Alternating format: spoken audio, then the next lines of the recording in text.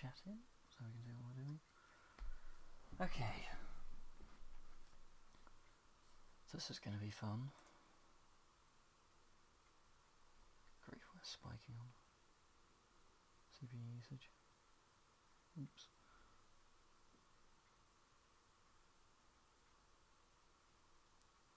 Right, what hotkey did I set that to?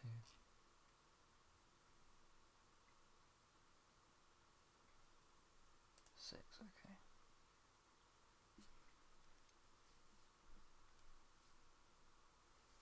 In fact, I may as well just switch to that now. Right, now, do you want to watch the game? Yes.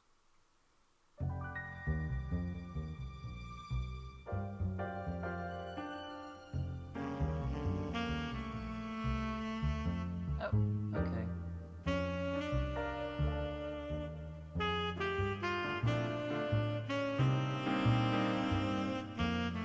I expected to show the desktop now. Okay, it's Mark, hello.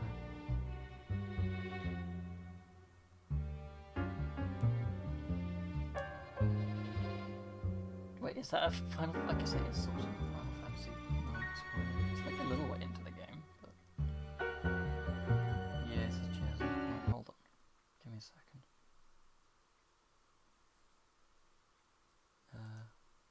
Yeah, we're on that.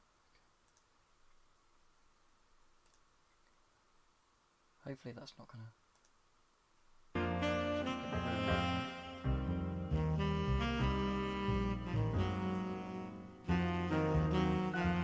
How's the audio balancing, by the way? Because I am a little far away from the mic, and also this game is quite loud, but I can turn it down. Just give me a minute. Oh, hello, hi Frob.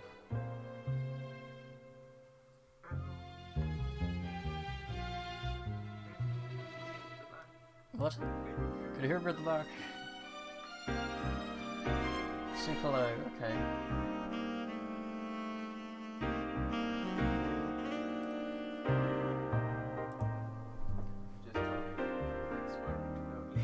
Sorry? Oh, okay, yeah. Well, I mean, this game's pretty loud. Let's turn the music down. Okay. Like I've got a. I don't know if there's anywhere better to put the mouse, the mic here. Let's see. Hang on.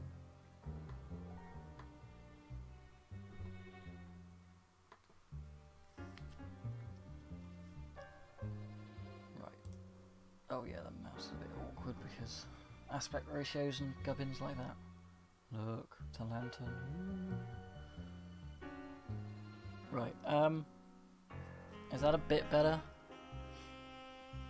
I'm trying to think where I can like put them out there, like. So hold.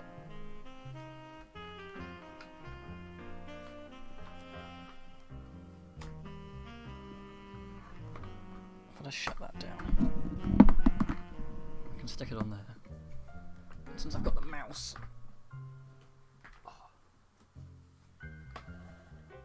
Game doesn't need the laptop to let me that far away. Right. Well, it can be far further away. I mean, actually that's a little low.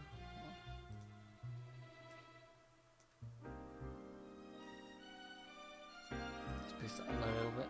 Right. Okay. Okay, I think we're good now. We're good. We're good.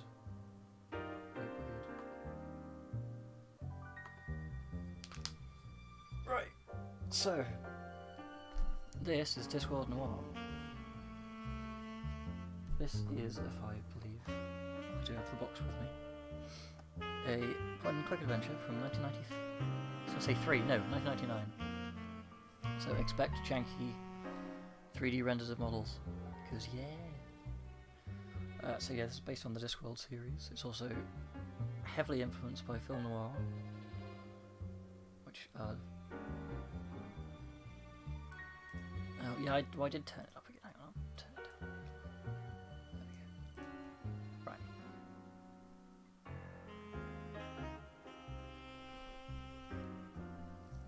Okay. So yeah, let's just get started. I'm gonna be quiet for this.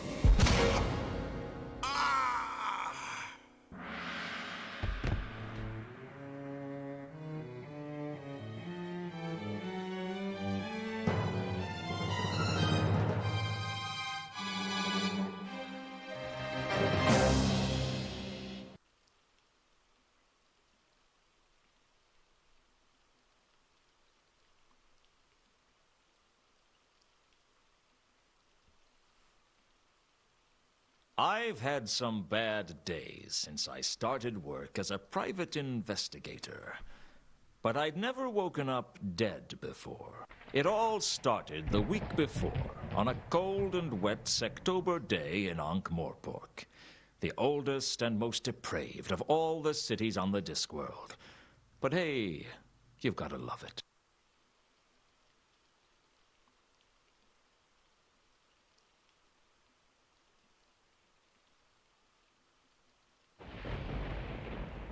I'd been working as a PI for a little over a month, and business was slow.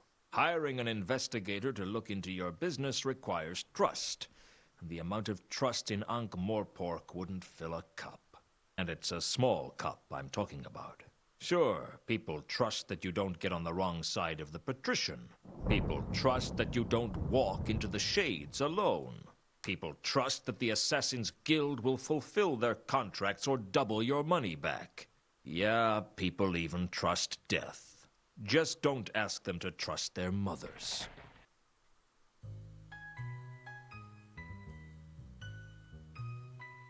Mr. Luton? If I'm not, I should fire the guy who painted the door. So this is what a private investigator looks like. I expected someone more heroic. Heroism costs extra. What can I do for you, Miss... Mrs. actually. And the name is Carlotta. Okay, Mrs. Actually. Carlotta it is. What's a girl like you doing out on a night like this? I want to hire you, Mr. Luton. Please, call me Luton. Mr. sounds so formal. How much do you charge for a simple investigation? I don't know. I've never had a simple investigation. A tricky one is 20 a day. I'll give you 200 in advance, plus expenses. For 200, I guess I should treat you with some respect. Oh, I wouldn't ask a guy like you to attempt the impossible. What's the case? I want you to find a man named Mundy. Why do you want to find Mundy? Do you know him? No. And this case will go a lot faster if you let me ask the questions. You like to be in control, don't you, Luton? If you don't pull the strings, then you're the puppet. Tell me about you and Mundy. I've been a lonely woman, Luton. You amaze me. Be surprised. Shocked, maybe, but not surprised. Mundi is my lover, Luton. Or used to be. He's been away for a while, over in Sort. He came back to Ankh-Morpork a couple of days ago on the Milka. But he didn't come to see me. I think he may be having an affair. You're wondering whether my husband knows about it. Actually, I was wondering when you were going to give me the money. My husband passed away several years ago. I hope the poor guy was smiling at the time. Is there anything you can tell me about Mundy that might help me find him? He's got blue eyes, brown hair, and a black heart. You'd like him. Has he got any friends in Ankh-Morpork? Does anyone? How tall is he? I don't know. I don't picture him standing up. What was Mundy's business in Sort? I don't know. I never asked about his work, and he never told me. Must be a very straightforward relationship. As simple as they come. Where can I find the ship he came in on? Down at the wharf. Have you been there yourself? I avoid places like that. Women and seamen. Forget I asked. This is a bad neighborhood for you to come into alone, Carlotta. I can take care of myself. I believe you. Good. Trust is important. I said I believed you. I never said I trusted you. Don't you like me, Luton? I like a lot of things. I like dogs, but I wouldn't trust one not to bite me. I won't bite. Shame. I haven't been bitten in a long while. I'd better get started on your case. Where can I contact you? I'll be in touch. Be seeing you, Luton. I hoped I would see her again, because she still hadn't paid me. Still, it wasn't every day that a beautiful woman offered me a case. Frankly, it wasn't often that anybody offered me a case. And 200 would certainly help pay the rent, if I had anything left over from my bar bill.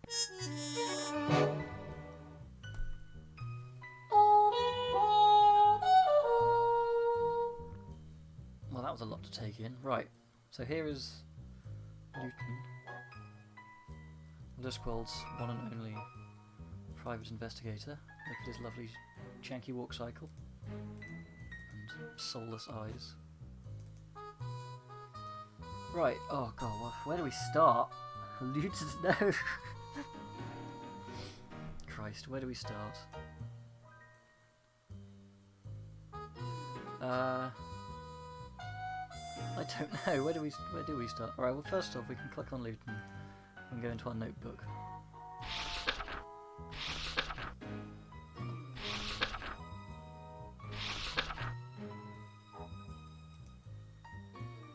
See if we can open it, oops. And there's lots of different things to look at, so... Monday case. Carlotta had hired me to track down Mundy. At the beginning, that was pretty much all I knew about him. The Milka was the tramp schooner that Mundy had come in on, and I knew it was berthed at the wharf. So yeah, this basically counts as a second inventory slot. It's questions and stuff. So you need to use. It's basically another dialogue box. This is your inventory. My purse might not have been my most valued possession, but I sure felt happier when it was full than when it was empty. Yummy Milka. So yeah, Mundy, obviously, play on Monday, which is also a play on the character Thursby, aka Thursday from, I believe, the Maltese Falcon. And of course, the Sortese Falchion. Haha, very funny. So yeah, we click to move to places, we can double click. All I had to do was track down Mundy and tell Carlotta where he was.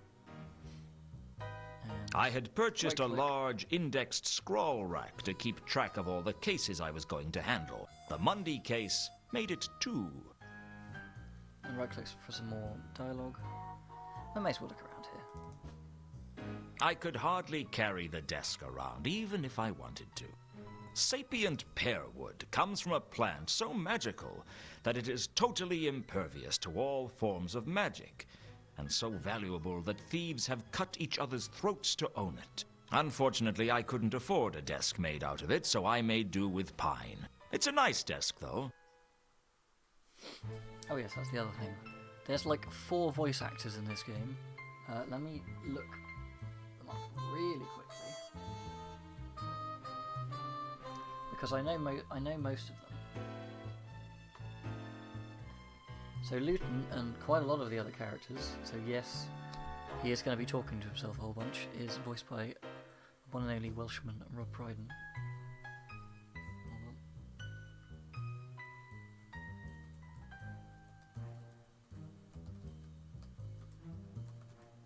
Spacebar would work.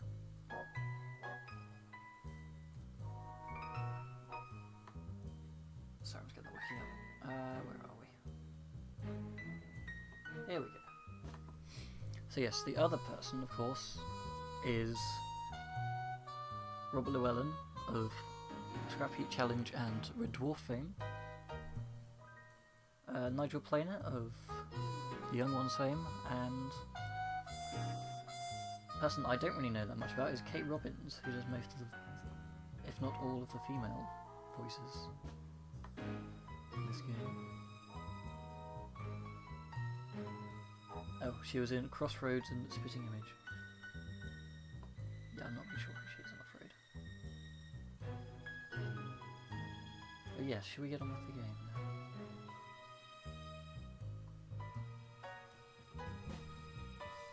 What else we got to look at?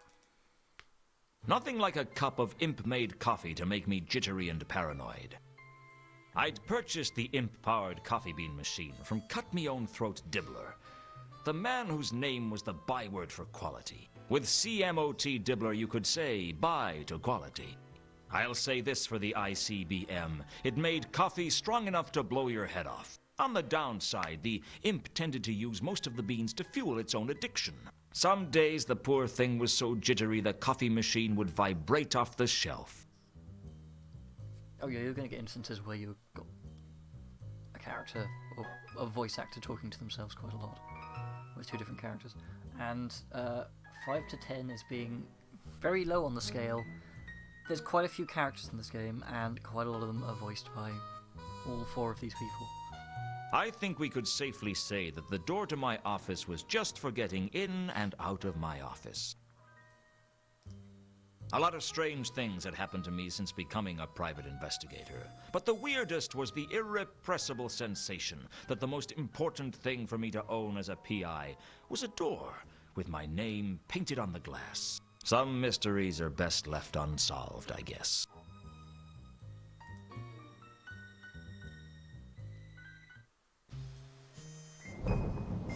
Oh, it's the map. Lovely. Look at this map. It's gorgeous. And yes, it's always raining. And all of the places we can go to are like listed on the top. So yes, we'll probably go to here, and here, and here, and maybe there. And oh boy. Clip together voice. Yes, you can hear it. Like, they're obviously different takes that they've just spliced together. Now, as a kid, we got very, very stuck with this game. So we barely got anywhere. Like Luton's office and the wharf is like the only places we can find. Oh, no. I tell a lie. We did go to the next place. But we couldn't get past that. And also, we didn't know how to save. You press F1.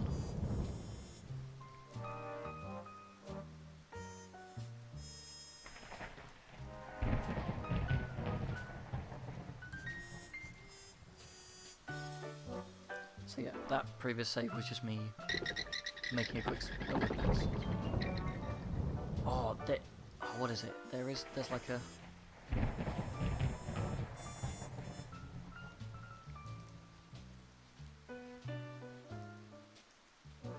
It's like an Easter egg if you like click all the corners of the screen or something. Except the mouse is a little bit janky. So. Mouse goes off screen a bit. I don't know what it is. I'll look it up. I'll look it up later and we can. The wharf was on the upmarket side of the river, in the city of Ankh. The Moorpork docks on the other side of the river were not a place wise travelers disembarked at. But then again, wise travelers tried to avoid Ankh-Morpork altogether. But if you traveled a lot, it was hard to miss. Like malaria. Charming. A bit of warp clicking. I couldn't carry the crates even if I wanted to. I couldn't tell what the crates contained, and frankly, I didn't much care. Outgoing cargo wasn't going to tell me much. I needed to know whether Mundy had brought something with him. The crates on the wharf were built on a large frame, sturdy and thick. Oi! Get away from that! A lot like the sailor. I think that's A Nigel. crate. What more could I say?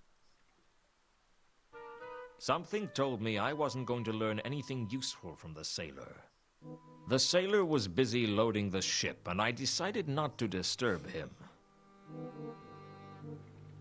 I'll go disturb him later. Right, is there anything here other than... The first mate didn't look particularly willing to let people aboard. The Milka was a tramp schooner, one of the many ramshackle ships that plied their trade around the Circle Sea. From the looks of it, it should have sunk years ago. Even the rats thought twice before boarding it. So yeah, basically whatever I'm doing is I'm going to double click on something, which is basically pick it up, but also give me a little bit of dialogue, and right click is to more information. Are you the first mate? Arr! Shiver me timbers! Hoist the main brace! Let's start again. Are you the first mate? Aye, that I be. You're not going to get any money off me, so you can drop the fake accent. Sorry, you know how it is. Some people are stupid enough to fall for that sort of thing. What can I do for you?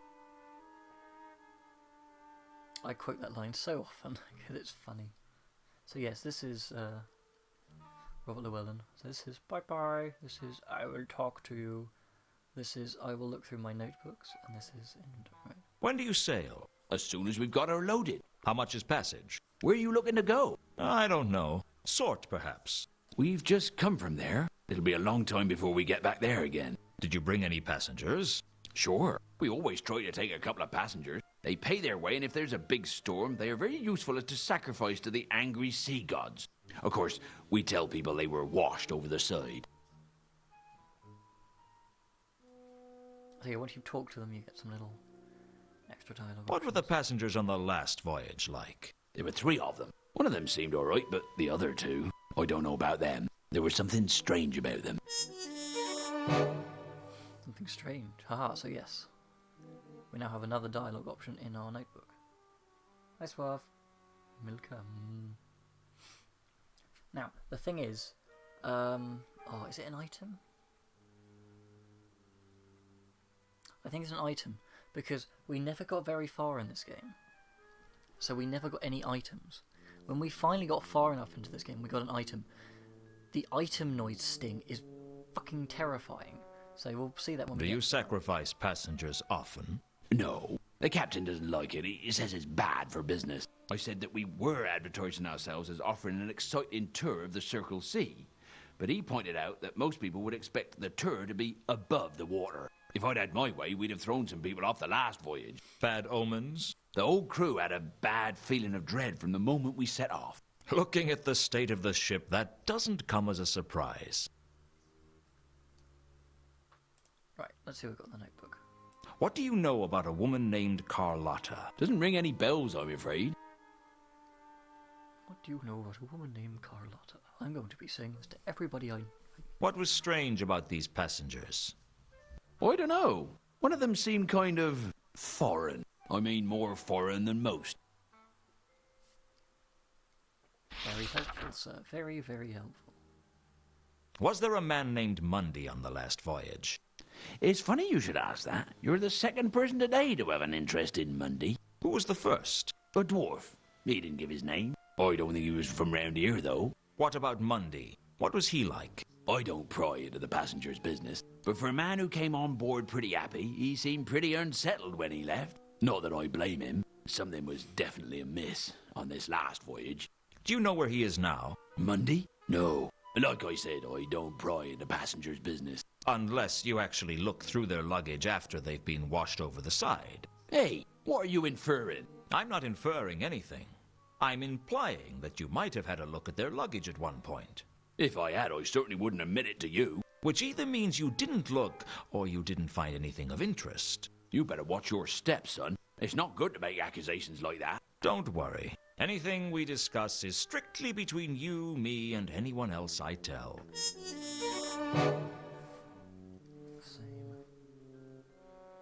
Right. So now we've got another. Yeah, so hold on. This is the Milka, isn't it? That's what it says on the prow. It's impossible to read anything written on that hull. Just because you can't read it doesn't mean it isn't there. Reality is subjective, after all. Don't get all existential with me. It was more ontological than existential. That's a really bad habit you've got there. What? Oh, sorry. I picked up a bad case of philosophy in Ephoebe a couple of years ago, and I haven't been able to get rid of it since. Just can't seem to shake it off. Normal as anything one minute. Next moment, I'm wondering if anything can truly be said to exist. A bit of a drawback when you're supposed to be navigating. Okay, assuming the existence of an objective shared universe, is this the Milka? Yes. Can I have a look on board? No. That better not be some kind of philosophical objection. No one gets on board without Captain Jenkins' permission. Where is the captain? I don't know. But you could try the Cafe Ankh. He usually goes there when he's in Ankh-Morpork. If it exists, of course.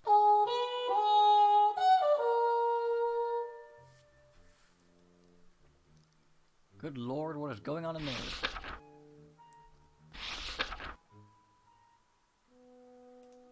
Right, so let's take it to so go back into that money place.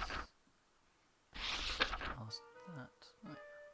Since that was who I'd learnt about that from in the first place, I didn't feel I had much to gain by going over old ground. Fair enough. Ah, so no, there's nothing new yet. Right, that'll do. And we don't need a bribe him.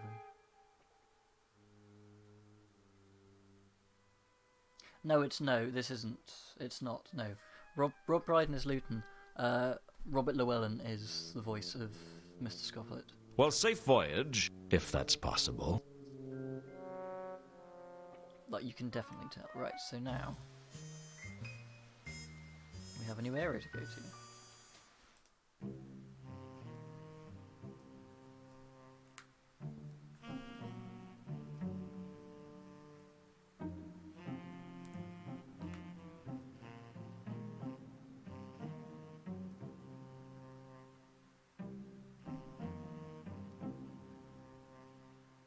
Frame.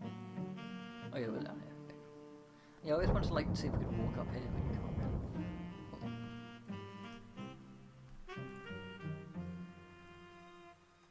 on. Oops, that's not what I wanted to do.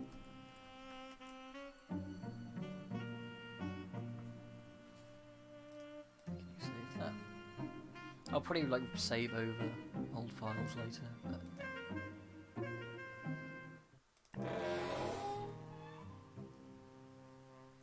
There was no use trying to talk to the golem. It couldn't speak. The golem was loading wine barrels onto the cart, calmly and diligently. I would have pitied it, but there didn't seem much point. It was just magically animated clay. I figured the golem wouldn't notice that the crowbar had gone missing. Not that I'm saying it didn't need it, just that I'd figured I'd get away with stealing it. God, that the fucking creepy. I decided not to try stealing the wine barrels. The cart was being loaded with barrels of wine. Apart from the wine, I can't say I was interested. So yeah, I believe there's a glitch in this that they left in,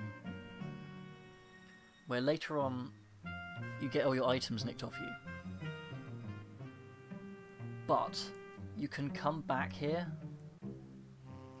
and pick up, and the crowbar respawns, and there'll be some dialogue of basically saying, if you can pick up this crowbar, you obviously are a developer. So it's So technically I think you can get 2 crowbars. Right. Let's go into Cafe Ankh. I spelled Ankh wrong, oops.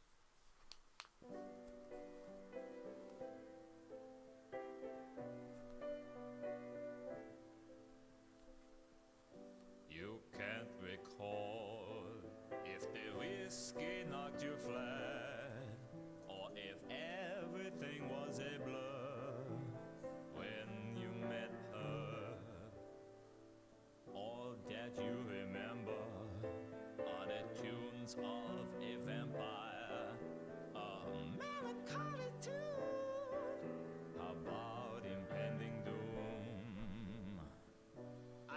Fetch your tankard, fill it to the brim. A cask of stale, broken drum ale. Wondering how long till you meet again on the bank of the Ang. Too much to drink, you could barely even think. Too much bare heart. I thought I told you never to play that song again. Oh, sorry, Mr. Luton. It's just I wasn't expecting you to call by tonight, and You weren't expecting me? It's only been 8 years, Samael. I guess my memory ain't what it used to be. I don't know why Samael put up with my temper. He could have broken every bone in my body if he'd wanted to. But that's what made him special, I guess. That he'd take almost any kind of abuse from the clientele, and he'd still be there at the piano, playing better than anyone else in Ankh-Morpork. Right, so this isn't what I originally thought it being as a Christmas tree. No, that is a plant and a glass of blood, because yes, he's a vampire. And we can't look at it. And obviously, yes, this is a Casablanca reference. The pianist, Samael, was one of Cafe Ankh's greatest assets. Not only was he a first-rate musician, but there was something about him that made you think it'd be a bad idea to start any trouble. I decided not to disturb Samael while he was working. Oh, who's this happy chap? My old friend Nobby from the Watch. I hadn't spoken to him in ages. He was also a flipping vampire. So yes, if anybody has read any of the Discworld books, specifically the ones set in Ankh-Morpork and about the Watch, you're gonna know who Nobby Knobs Hello, is. Nobby. Hello, Luton. How you been keeping? I've been worse. Of course, I've been better, too. And I've been a hell of a lot better and not much worse. That's good, isn't it? Don't worry. If Commander Vimes sees us together, I'll tell him I made you talk to me. It's not that I don't like you, Luton. I mean, we was friends and all. But it's just, well... It's just he'd bite your head off if he saw you talking to me. He'd go spare. Yeah, I think this is technically set before Vime goes up in the world and enters nobility. Oh, we'll find out in a minute. How you been keeping, Nobby? How's the rest of the Watch? Not so bad, Luton. Been keeping myself busy. Been working with Sergeant Colon. How is old Fatty Colon? Still fat. I'll tell him I saw you. No, you won't. Okay, so maybe I won't. I was just being trite. Polite. Yeah, that's the one. Yeah, if you couldn't tell, Nobby's a bit pissed at the moment. I guess I never really understood why it was that you didn't get kicked out as well, Nobby. Me? I ain't never done nothing wrong. Don't give me that, Nobby. When you were serving as quartermaster under the Duke of Pseudopolis, it was widely known that several items from the stores were found in your kit. That was all above board. I had all the paperwork for him. Your kit at the time consisted of 2 warehouses. I just think Vimes had a grudge against me. Luton, I know you're my friend and all, but you took a bribe. Are you trying to tell me you never took a bribe? Never. The ham from Harga's House of Ribs? Evidence. The pocket clock from the Suicide in the Shades? I wanted something to remember him by. The money in the petty cash box? Mislaid by someone. Misappropriated by you. I never misanthropated anything. I just want to understand why it was that you could get away with all your petty theft, and I couldn't get away with one act of weakness. Well, you see, Just say it, Nobby. I'm not gonna hold it against you. well, I reckon Mr. Vimes thinks that a bit of petty theft ain't something to get excited about. I ain't admitting anything, mark you. Nothing's ever been proved. Got compared to some of the stuff that goes on in this city.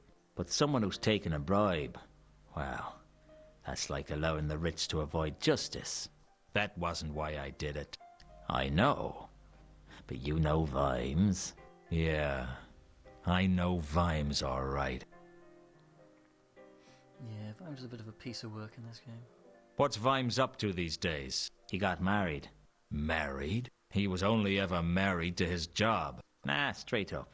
He married into nobility. Old Stoneface in the nobility. That'd drive him crazy. Well, he's sort of nobility himself now. What? They made him commander of the watch. And we got a great new premises down on Pseudopolis Yard. They're full of paintings and vases and all sorts. Full? Well, maybe not as full as when we moved in, but pretty full. I'll have to call round sometime. Yeah, that'd be good. We got a lot more members in the watch these days. And we got a new dartboard. Life in the fast lane, huh? Do you seriously think it's a good idea for me to call around? I mean, Vimes isn't gonna like it. Whatever you may think about him, he's loyal to his job. I can't say he'll welcome you with open arms, but he won't stop you. Wrap it up, no. Right, what do we got in the old case?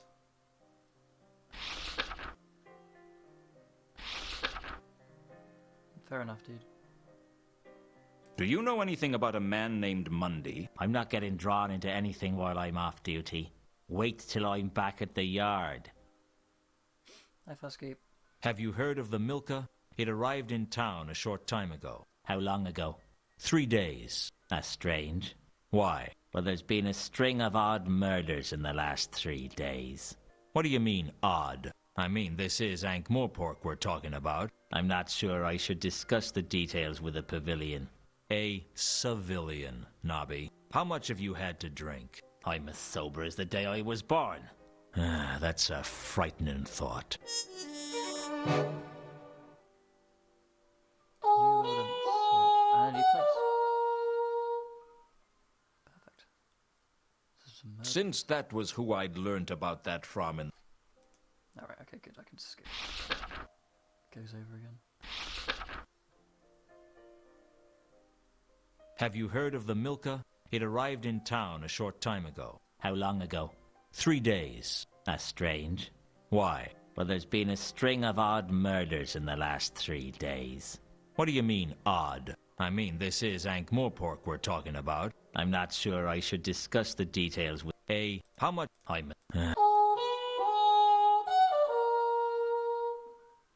could have sworn we talked about Monday earlier. Do you know any... I'm not getting... Wait. Oh, okay, we did talk about it. What do you know about a woman named Carlotta? I'm not getting drawn into anything... Wait. Do you know any... That's not much to go on. You're a corporal in the watch. You're supposed to have a keen, insightful mind. They brought that regulation in after I joined. Do you know anything about some passengers that came into town by ship a few days ago? That's not much to go on. Okay, right, just to do that dialogue, I accidentally skipped it. Has there been a dwarf around asking questions? Can't this wait till I get back to the yard? I'm off duty. Since that... Alright.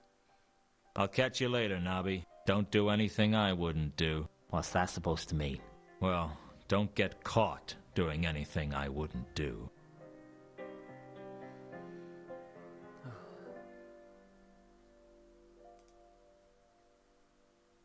Well, there's Captain Jenkins. Let's see what's over here first.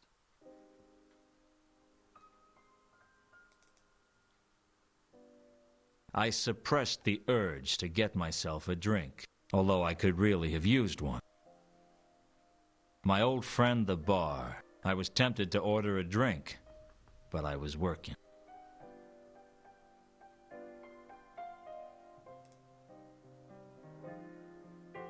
Are you Captain Jenkins? That depends on who's asking. Don't play games. I'm just after a few answers. That song really put you in a bad mood, didn't it? If you're trying to get me angry, it's working. No need to get upset. You need to drink more and think less. If I drank any more than I do now, I'd never think again. That's the ticket. So, you're the captain of the Milka. Unfortunately. Unfortunately? Ordinarily, I'd be happy being a captain of a fine ship like the Milka, but after this last voyage, I'm thinking of taking up farming. Tough journey? I don't want to talk about it. Now, I believe this guy also shows up in Jingo, which is another Discworld book. Everyone. Basically, when the VOD goes up, I'm going to link a entire playthrough of this game. It was quite a long while ago, so it's only like 10 minutes per part, but it's annotated beautifully. Like, it goes into so much trivia. It's really good. What was so bad about the last voyage? I told you I don't want to talk about it. Sometimes it helps to talk about these things. Why would I want to talk about it? All right, let's put that another way. I want to talk about it, and the sooner I finish talking to you, the sooner you can get back to drinking. By that logic, my best bet would be to just ignore you and carry on drinking. I was never much good at logic. I did home economics at school. I was hoping you'd let me have a look around on the Milka. I was hoping that I was going to make enough money to be able to buy myself a harem of exotic dancers called Chantel. But it looks like we're both going to be disappointed. Is there any way I can persuade you to let me on your ship? Is there any way I can persuade you to go away?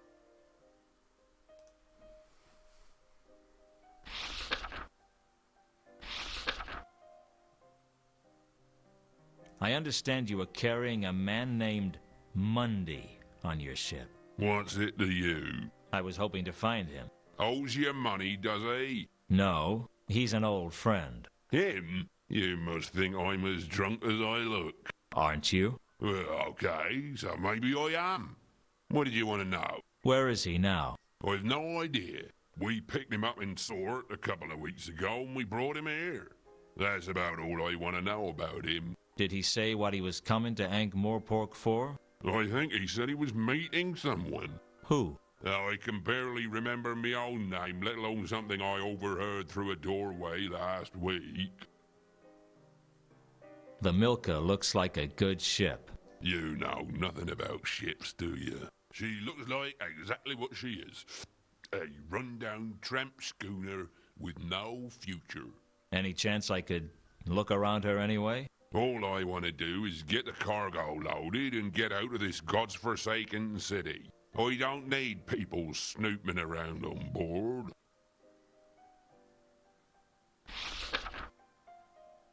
What do you know about a woman named Carlotta? There's no one I know. On your last voyage, there were 3 passengers, right? Mundy and 2 others. You tell me. You seem to know more about my ship than I do. I just want to know what you can remember about them. I remember that we picked them up in Ecclepon, and I know they had a lot of cargo.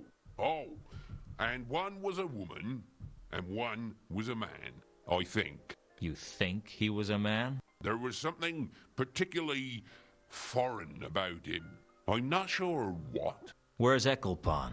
Up near the hub. God's forsaken place. All there is to do there is drink and eat fish sandwiches with no tops on. Sounds like a long way from the Circle C. We got lost, all right. It's easy to mix up port and starboard when you've drunk too much port. Are they still on board? Nope. We dropped them in Ankh-Morpork.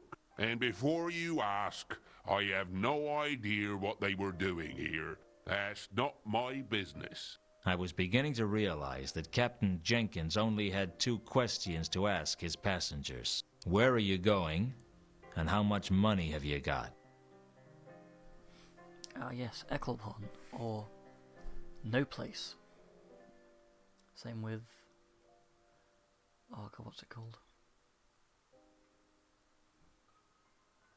Is it Errolwell? No. It's like there's someone. It's like nowhere spelled backwards is also a place. On your last Monday, You tell me. I you where's it? Just asked. Go. All So we is Are no we and I was where Has there been a dwarf around asking questions? I wouldn't know anything about that. Right. Do you know anything about the recent murders in Ankh-Morpork? I know that there are always murders in Ankh-Morpork. See Ankh-Morpork and die, they say. Often in the same day. That's not a very helpful answer. It wasn't a very sensible question.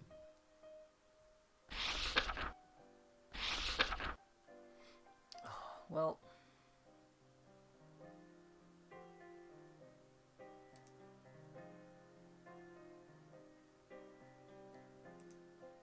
I'll see you around, Captain. oh look, Nobby's gone.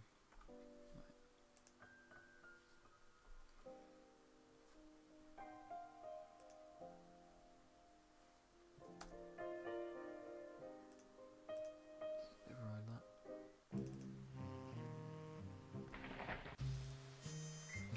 So now we can go to Pseudopolis. I headed over to Yard. Pseudopolis Yard, but Nobby wasn't there yet. I decided to come back later. Ah, it's this bit. So yes, let's go back to Luton's office.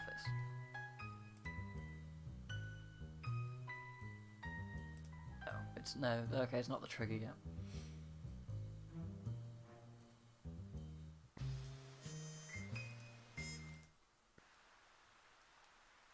There we go.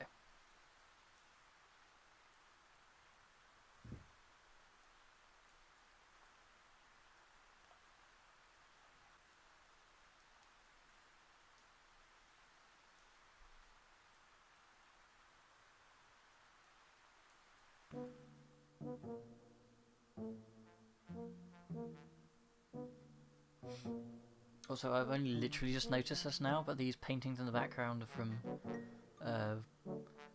the original Discworld game, so Discworld 1 and 2. I'm not sure which game it is, it's either Discworld 1 or Discworld 2, I'm not that familiar with them, honestly. And literally all we can do is talk to Nobby. Hello again, Nobby. Hello, Luton. Did I disturb you? No, no. What made you think that? Well, there appears to be smoke coming from your ear. Oh, that, well, I've been working hard, you see. Working so hard that your ears have caught fire. Don't worry about it, Nobby. It's not like I'm going to report you. I have been working, see? Oh, sure. I never doubted it for a second. I've only just now realised that he's got a cigarette behind his ear, he's not just randomly smoking. How's work treating you then? Not so bad, Luton. I've been busy, though. Rushed off my feet. Yeah, I can tell. Let's get down to business. Right. Do you know anything about a man named Mundy? Never heard of him. Have you learned anything about the Milka? Yeah, not as such, no. You go to great lengths to conceal how little work you do, don't you? Hey.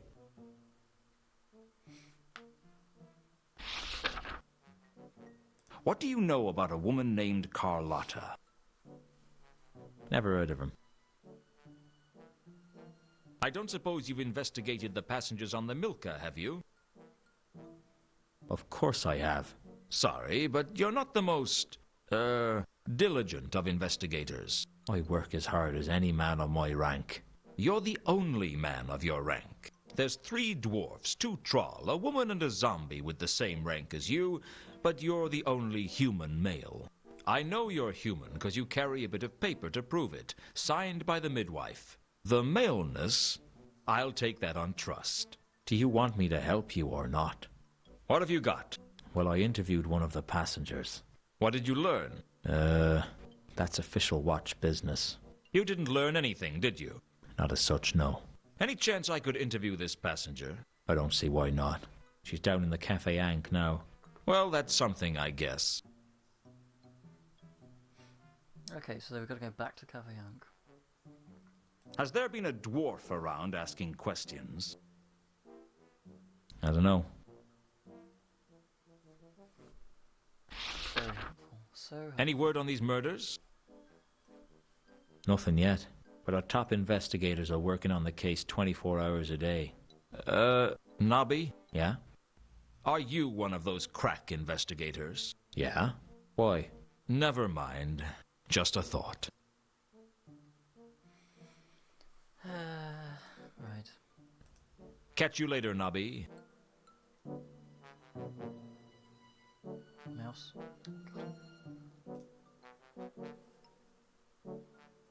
Oh, I love his jungle walking cycle. As that hasn't triggered yet, okay.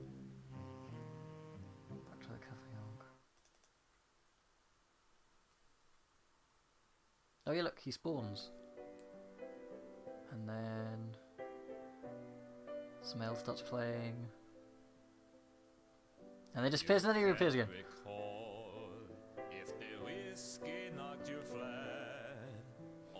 I thought I told you never to Ilsa. I thought I would never see her again. I prayed that I'd never see her again. But either the gods didn't listen, or they were having a laugh at my expense.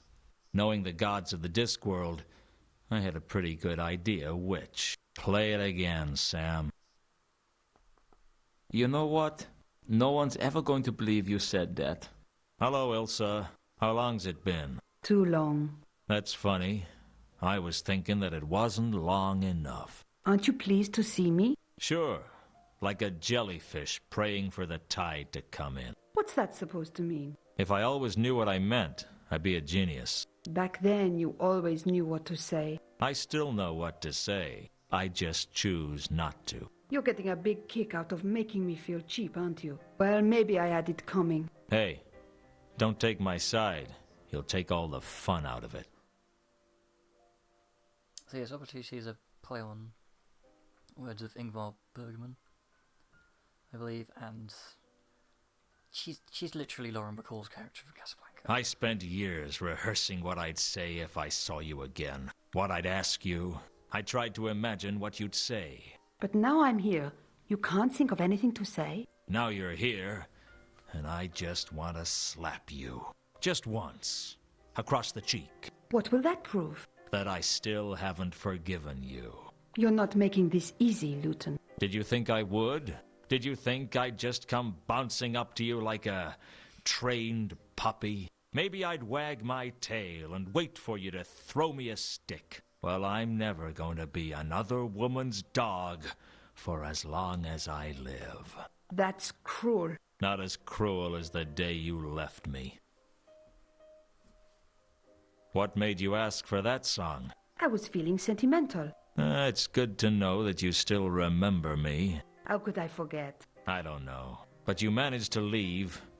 I figured you'd probably manage to forget as well. Never. I tried to forget you. I tried to forget the day you left. I tried to forget the good times. I tried to drown your memory in cheap whiskey. And did you forget? I don't remember. I still remember you. That's what the song means to me. It's everything that's good about our time together. You got lucky, Ilsa.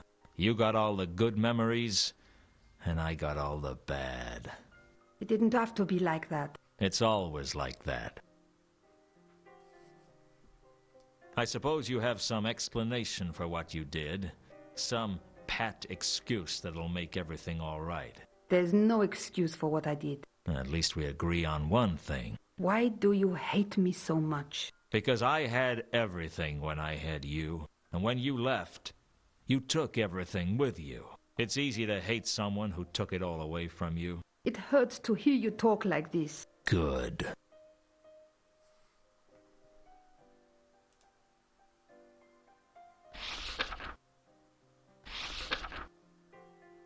Have you met a man named Monday? Yes, there was a man named Monday on the ship we came in on. He kept himself to himself mostly. What can you tell me about him?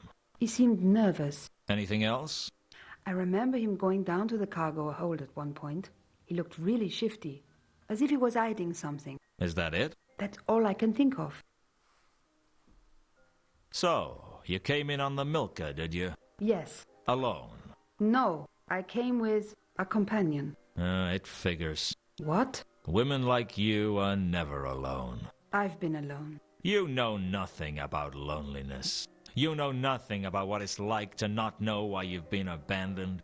You don't know what it's like to watch your career slip away because the one thing you care about has been taken from you. You don't know what it's like to spend years going into restaurants and asking for a table for one. You don't eat in restaurants. Okay, but if I did, that's what I'd ask for. Why did you ask about the Milka? You came aboard in Ecclepon, right? With a man. Yes, his name's Two Conkers. How did you know?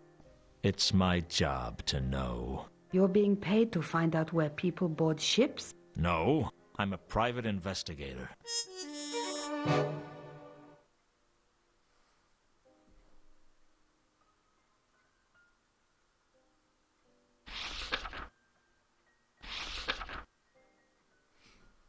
Right, so yeah, mysterious passenger's been crossed out because now we know it's Ilsa and Two Conkers. What do you know about a woman named Carlotta? I've not met them. Sorry. Has there been a dwarf around asking questions? I'm sorry, Luton. I don't know anything about that. Ilsa had told me she was traveling with a man named Two Conkers. For now, that was all I needed to know. Tell me one thing, Ilsa. Are you involved in these murders? What? The murders. They started when you arrived in town. I can't believe that you would think such a thing. That's terrible. I mean, I know I've done some bad things, but I've never killed anyone in all my life. Just checking.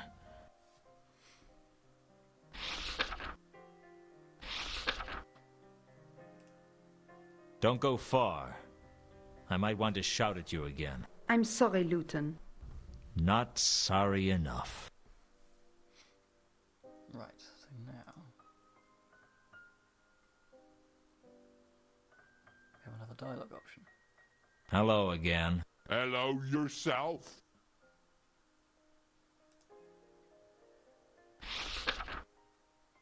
Do the names Ilsa and Two Conkers mean anything to you? How many names is that? 2. Apparently not.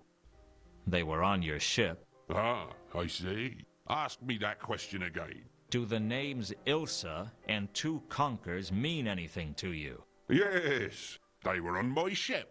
You're not gonna tell me anything useful, are you? It's not looking likely, is it? I'll see you around, Captain.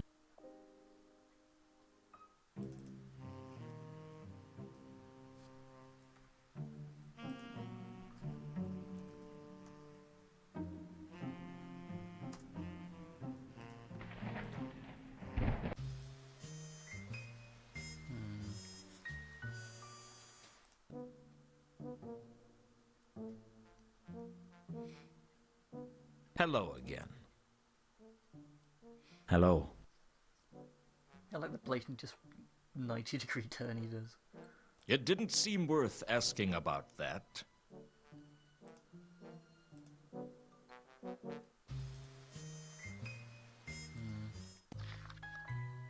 Oh, hello.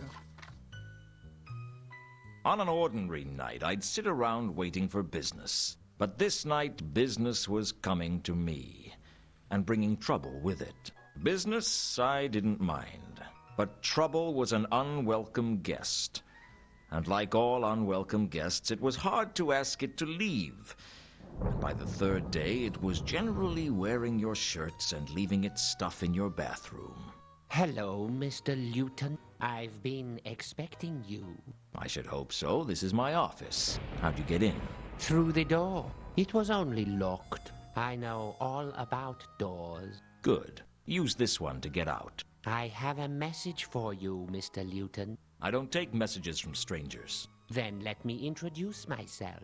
My name is Mr. Al-Khali. I don't take messages from dwarves named after cities. My name isn't important.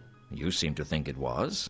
I've come to warn you to stay clear of the Mundy case. I'll bear that in mind. Now get out. If you don't stay clear of the Mundy case, something untoward may happen to you. This is Ankh-Morpork. Something untoward may happen to me whether I investigate this case or not. Now either you get out or I'll throw you out. Don't say I didn't warn you, Mr. Luton. Don't say I didn't ignore you, Mr. Alkali. A dwarf named after the Klatchian city of Alkali. And a threat. This case was getting more interesting by the minute. All we needed was a troll and a member of the undead, and we could open an ethnic comedy on Broadway.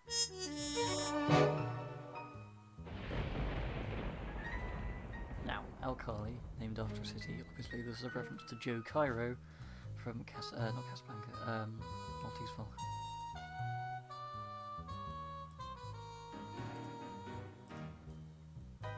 Right, so Alkali has been added to the list.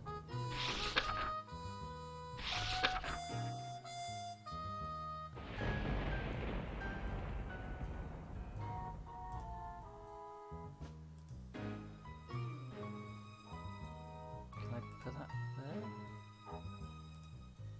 The dwarf had tried to threaten me off the Mundy case. I knew right from the start that he knew more than he was telling me. Because yeah, you can like click on.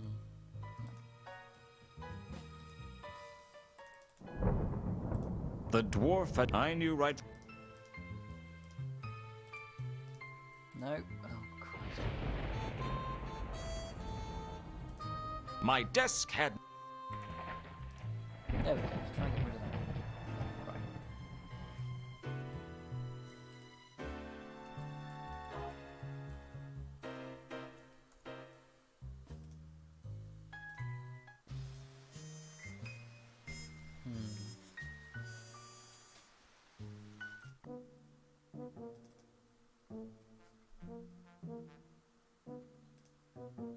Hello again.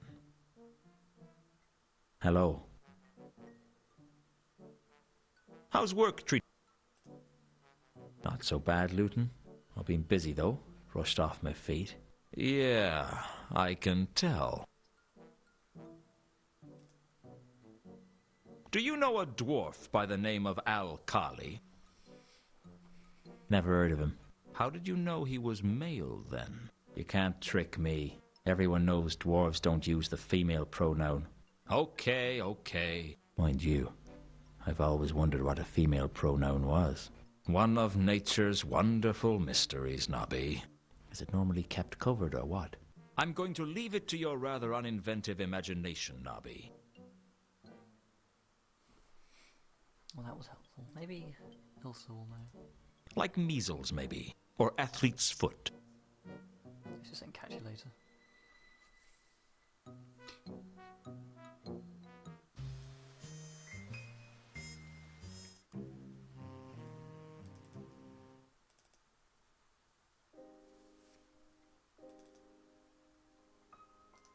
You came back. I'm not staying. What do you know about a dwarf named Alkali? I've not met them. Sorry. Well, alright. Hello again. Hello. What do you know about... There's no one I know. Oh, you're so helpful. Right, bye. Ah, yes. Still here? Not for much longer, I hope. He'll probably know. I gave the description of Alkali to the first mate, and he recognized it. Yeah, that's the dwarf who was asking about Monday before. Strange little fellow. A word of advice. Don't use phrases like strange little fellow when you're talking about dwarves. Especially not drunken dwarves, or dwarves like Alkali who seem to think they're invulnerable. Okay. Ah. When I gave Ilsa and two Conkers' description to the first mate, his eyes lit up. That sounds like the two strangers from the last voyage. You're not with the watch, are you? Not anymore. Why do you ask? You just seem to have a good idea of what's going on. And you thought that meant I was in the watch? Ha! You don't know the Ankh-Morpork watch very well, do you? Well, safe if that... Oh, hello.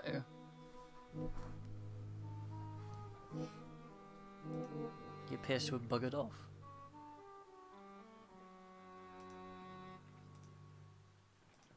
How about we do a little investigating? I didn't much like being jammed into a crate and loaded onto the ship, but I could think of worse fates. Like being jammed into a crate full of rats and loaded onto the ship. What's your name then, little fellow?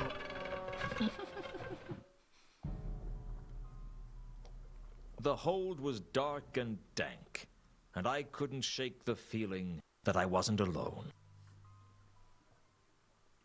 That's to exit.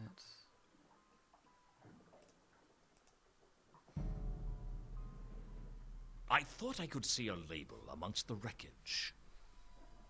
I pulled the label out of the wreckage. It had writing on it that I couldn't understand. Every bleeding time. I'd pulled the label out of the flotsam in the bilge water of the Milka. Unfortunately, I couldn't read it. One of the figures looked like a number, but I couldn't be sure.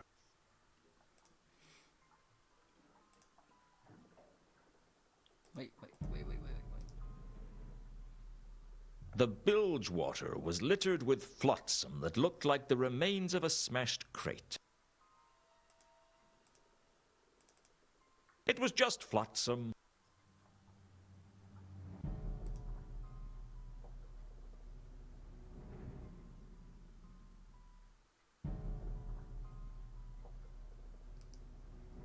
It looked lived in. The question was, by what? There was nothing of value in the debris. There was nothing of value in the debris. Really? Okay. It looked lived in. The question was.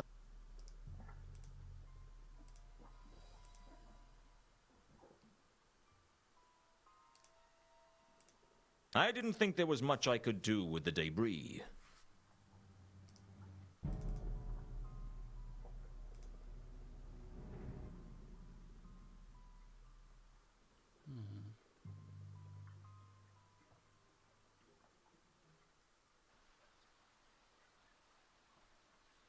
Aha, now we're on the ship.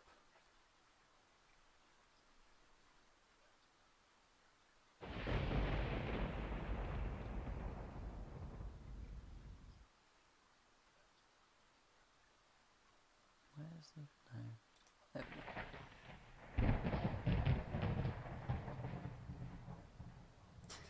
Can't tell this one. A perfectly ordinary bunk bed. I wasn't about to tear the bedpost off the bed. Oh wait, bedpost. I searched a bunk and found a small scrap of cardboard. It could have been anything. There was a number on the back. Either a 6 or a 9. It was hard to say. There were some strange scratches on the bedpost, which looked as if they'd been caused by either a wild animal or a man with very bad dental hygiene. What they meant was anyone's guess. Someone's banging again next door. Don't know why.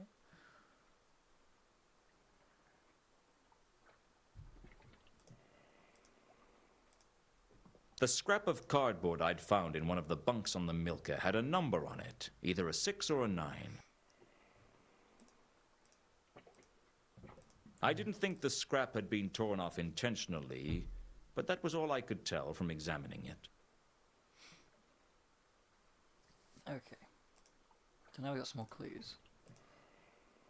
I'd managed to remain hidden on the ship, but I knew my luck couldn't last forever, because I'd stopped being lucky around age 12. The first mate looked less than happy, but I don't think he saw who I was as I dived in elegantly on the Ankh. Fortunately, the crust of the Ankh was soft that night, and I escaped both injury and discovery, although I needed 2 baths just to feel dirty.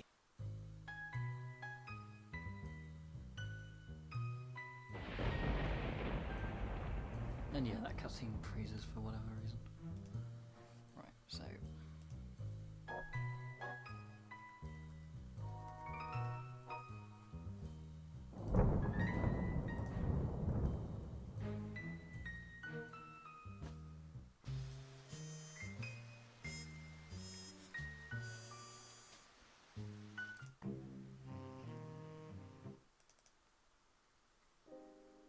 I got some more clues.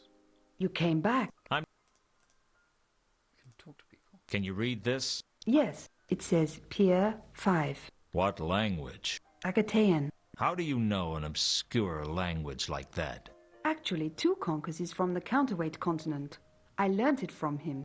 I thought that people weren't allowed to leave the Agatean Empire. Oh, things have freed up these days. I'd be careful who you tell about Two Conquers, Ilsa. Why? People can be funny about foreigners, and there's always been rumors about the Empire. They say they use powerful magic there. The last time one of them arrived here, the city got burned down. Two Conquers isn't going to burn the city down. You know that, and I know that. But the average man on the street doesn't know that. They see the unknown as a threat. Why? Two Conquers is harmless. No one's that stupid. Let me let you in on a little-known secret. You know how stupid the average person is? I think so, yes. Well, statistically, half of them are even dumber than that. That's Pier 5. But yes, the original person who burned down the city was, I believe, in Colour of Magic, second book. I'm trying to remember what his name was now. I found this on the Milka. Does it mean anything to you? A piece of cardboard with a number on it? I think it might have something to do with Monday. If you've constructed murder and a giant conspiracy out of that, I'm going to be very impressed. Not yet, but I'm working on it. Hello again. Hello. I didn't want to show Captain J. Ah, yeah, good point. Yeah, let's leave. But now Pier 5 has opened up. I'm surprised I haven't got the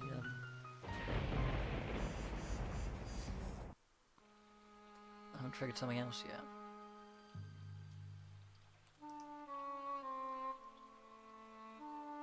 I couldn't tell what the crates contained, and frankly, I didn't much care. I couldn't carry the crates even if I wanted to. The watchman had a look of mad dedication about him. It was the kind of look that could only be achieved by someone whose job was so mind-numbingly tedious that their only pleasure came from being blisteringly unhelpful to everyone who came along. Hi, Nigel Planer. I take it you're the watchman for this warehouse? Wow, you're sharp. People never work that out. I mean, there are so many reasons that I might want to be out here on a pier in the middle of nowhere, but you went straight to the fact that I'm a watchman. Well done. That's a real talent you've got there. It usually takes me much longer to take a dislike for someone. Let me guess. Not only are you the watchman for this warehouse, but you are so bored that anyone who comes along is a target for abuse. You're good. I'll give you that. Sharp as a pancake. What brings you here? Research. I'm on an investigation. You with the watch? No, I work alone. So you're a criminal. This is Ankh-Morpork. We're all guilty of something. I'm not. Pure as the driven snow. Oh, yeah? Well, you've just directly violated the patrician's laws about groundless metaphor. What? Well, can you prove to me that you're as pure as snow? Ah, but that wasn't a metaphor. That was a simile. Because, of course, the patrician is going to be swayed by a pedantic defense like that. I guess you have a point. I mean, I always thought he was a troll. I'm not, but then again, this game does have some funky-looking humans, so who knows? Have you seen any labels like this before? Oh, sure. Where? On crates. I have this inescapable feeling that I could try and get some useful information out of you about this, but that it wouldn't be worth the time and effort I'd have to spend on the way. I'd go with that feeling if I were you.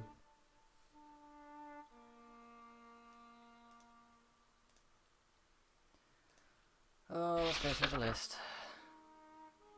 When I gave Mundy's description to the watchman, he became animated. Well, not that animated, but more animated than he had been. That's the one. He tried to break into the warehouse the other night. You're sure? Or maybe I just like stringing you along for fun. What happened? I scared him off. I'd like to know where he is now, though. It doesn't look good to have people get away with breaking into a place like this. Bad for our reputation. Oh, I'm sure. Because everyone respects you, and this would just put a total stop to all those dinner party invitations. Oi, watch it. Heard of the Milka? Sure, put it in my coffee, It's a ship. Yeah, I know. Just winding you up. Well, I'm already about as tightly wound as I'm going to get. Unless you were planning to use me as an alarm clock, I'd start thinking about being cooperative. Where's the fun in that? The Milka? Oh, yeah. All I can tell you is that they unloaded their cargo here. What was their cargo? Oh, I couldn't tell you that. That'd be violating Watchman cargo confidentiality. There's no such thing. Oh, all right. I just don't want to tell you then. Satisfied? Ecstatic. At least we're getting some juicy new dialogue now. What do you know about a woman named Carlotta? Sorry, I don't get to socialise much with this job. It's the night work, you know. Good morning, SNES. Welcome to Discworld Noir. Do you know a woman named Ilsa or a man named Two Conkers? Sorry, I gave the watchman Al Kali's description. He didn't recognize it. Do you know anything about the recent murders in Ankh-Morpork? That's nothing to do with me. Does this mean anything to you? That's nothing to do with me. Alright. Mouse. Oh god. Oh, I knew this would happen. I'm gonna have to get you back. I have a feeling I'll see you later. I can't wait. Yes, just a double A. Yeah, if you wouldn't mind getting one just in case. Cheers. If it wasn't for the watchman, I could probably get in through the doors. As it was, I needed another plan.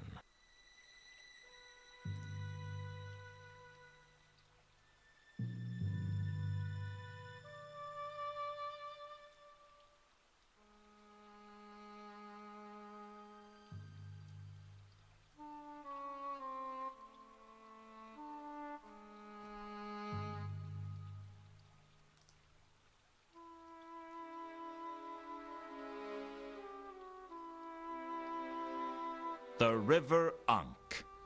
Probably the only river in the universe on which you could chalk the outline of a corpse. I'd already had to dive onto the Ankh once.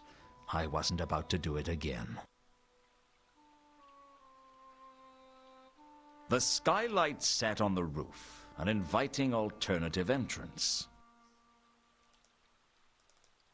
How we can see this from here, I don't know.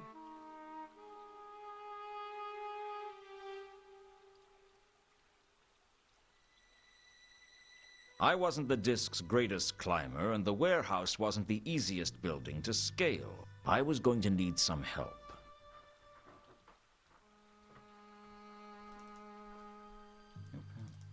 Cheers. Cool. Use that when this finally dies. Right. Let's go back to the watch.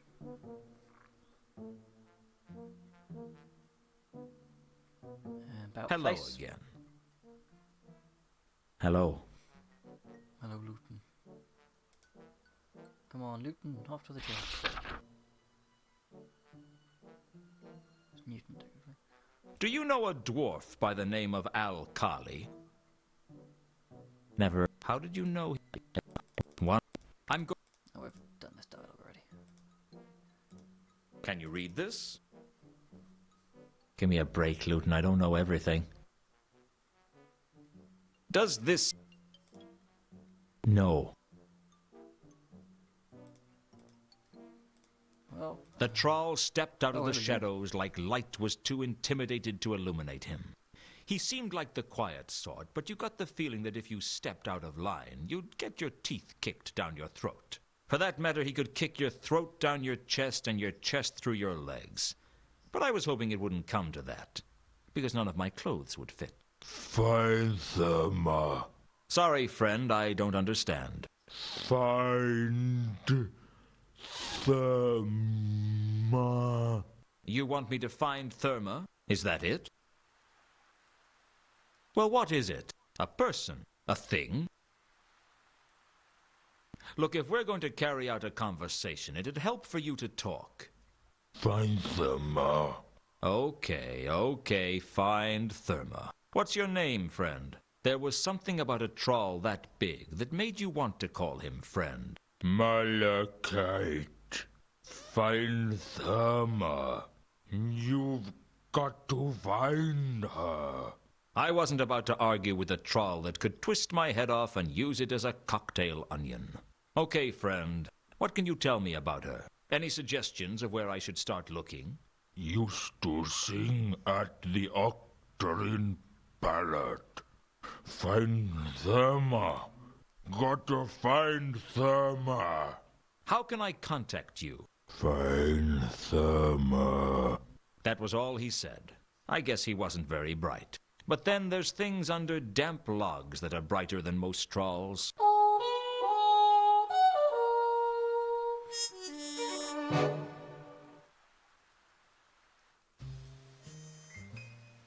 now, big guy asking for someone called Therma. So this is our second case. As most of these sorts of things do, you always tend to get two cases and then they merge together. Naturally, this is a reference to Farewell, My Lovely, which is the second book of Philip Marlowe from Raymond Chandler. That was the first Raymond Chandler book I actually read, and it's very good. Now, he is... Oh, what's he... I'm trying to remember what the big guy's called in the original book. But basically he's after Velma. This is Therma. And there's the Octarine Parrot. Haha. Let's do a quick see. Oh, here goes a map. It sounds like cogs grinding. Let's see. Find Therma. That's probably Rob Brighton, if not Robert Llewellyn, because those people are both Welsh.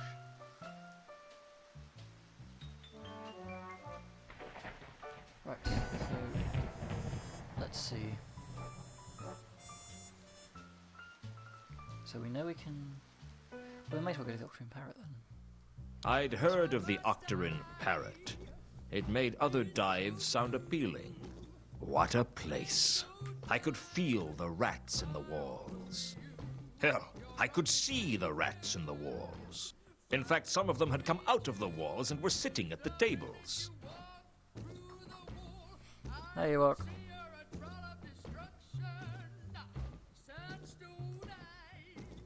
The bar looked almost as appealing as every other bar in town to me. But the drinks didn't exactly fill you with confidence. If I could have taken the bar with me, believe me, I would. So here's another character voice. The bartender was a half-elf called Mankin, and I knew he wouldn't appreciate someone coming into his place and asking questions. Fortunately, I didn't care what he appreciated. It's going well, Ewok. I've been doing pretty well this game so far. But then again, it's early games, so these puzzles are pretty Can easy. I help you? You could sell me a drink. What's your poison? I'd prefer whiskey, straight with a whiskey chaser. You didn't come here to drink, did you? Well, I didn't come here for the sparkling conversation. Most of the customers go squeak, squeak. Also, if you can read the back there, it says Whalebone Lane, and the ooh dear, and the number 9. This seems like a nice place. No, it doesn't. It seems like what it is. A wretched hive of scum and villainy. It's tough to get to the top in that field. You could have that on a sign outside. Come to the Octarine Parrot, the most wretched hive of scum and villainy this side of the Ankh. Are you being funny? Star Wars Apparently reference. not. You look a little nervous. I can't shake the feeling that sooner or later someone is going to get their arm cut off. Have you always owned the Parrot? No. It used to be a troll bar. I took over the place after the riots. Did you keep any of the staff? Sure, I kept anyone who wanted to stay, and wasn't too badly injured by the riots. But there's something about a group of rioting trolls that makes people reluctant to walk back into a place. Or indeed unable? Did you keep any singers on the staff? Only Sapphire. It's not often I see a half-elf bartender. Be honest, it's not often you see a half-elf. Okay, you got me. What's the deal? I don't like to talk about it. I thought elves were supposed to be irrepressibly likable, so that they can get away with whatever acts of cruelty they want. Like cats. Well, I'm not an elf, all right? That's the problem, isn't it? Everyone can see that you've got elf blood in you, but you've got none of the advantages. All you get is people's prejudice. I don't like your manner. I'm not selling it. Tell me about Sapphire. Why don't you just talk to her yourself? Just don't bother her while she's working, all right? Does this mean anything to you? A tiny piece of cardboard? It means you got far too much time on your hands. I'll sod it. I think it's time to replace the battery. Good God.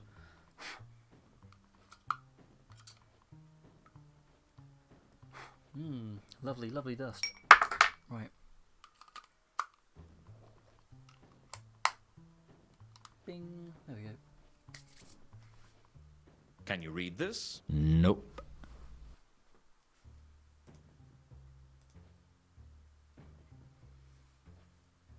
Do you know of a troll who goes by the name of Malachite? Tall, terse, and dense, in both senses of the word. Might have been one of the customers from when this used to be a troll bar, but I wouldn't know him if he was. Do you know someone named Therma? She used to sing here. That'd be before my time. Sapphire might know. She knew all the troll singers from back before I took over the Parrot. This is the new case of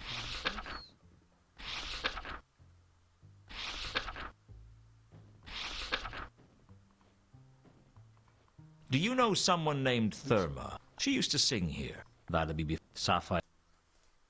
Oops. Yeah, we probably forgot to ask someone about the mysterious murders. But we'll do that later. Actually, we'll do that now. Do you know anything about the recent murders? Only what you're about to tell me. You're not very helpful, are you? Just because I don't want to help you doesn't mean I'm not helpful generically. Say, I do like your hard-boiled dialogue. How long do you boil it? About 12 minutes from when the water begins to bubble.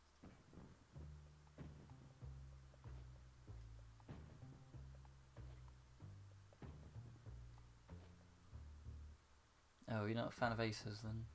It's all right. I mean, 25 for Smash isn't bad if you trade in a game. Do you know of a troll who goes by the name of Malachite? Tall, But I... Oh, wait, we already asked that. What do you know about a dwarf named Al-Khali? I know a lot of people. That doesn't mean I want to talk about them with you. Do you know a woman? I know a lot of people. That does... What do you know? I know a lot. That does... Alright, he's not really... Do you know someone? That'd be... No! Saf... One step in the corner. Do you know anything about the Milka? If you asked fewer questions, maybe you'd get more answers. It's best I to gave fix Mencken stuff. Mundy's description and asked if he'd seen him. He told me that he hadn't. Maybe I could trust him. A half-elf doesn't need to make any more enemies.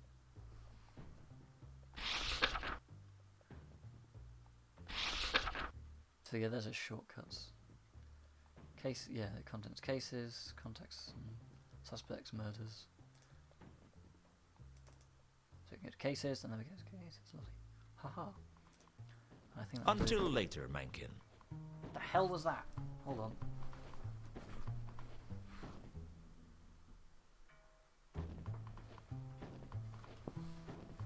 Something just fell down, it should be fine. Right, where's my mouse? Bit low, okay, hang on.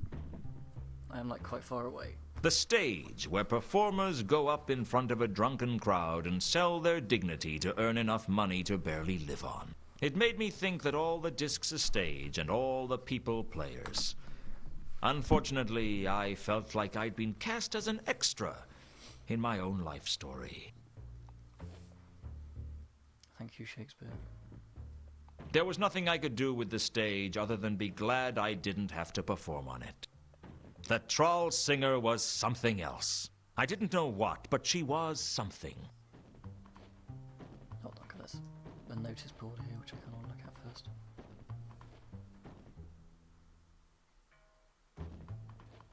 Luton?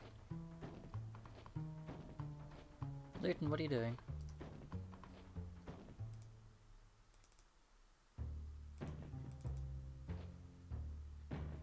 Thank you. I Right. couldn't imagine who grief. would pay attention to the notices in a seedy dive like the Parrot, but I guess they were of interest to someone. Come and see the greatest historical tragedy ever told, Antilogy and Clephatara, Whell's masterpiece as 'twas meant to be performed by actors.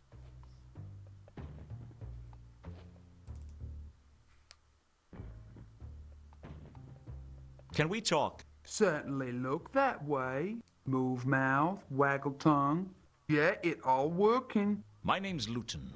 Sapphire. I could already tell that Sapphire was a troll who could look after herself. I knew I'd have to watch my step around her. It was quite a long way round her, too, and not the pretty way.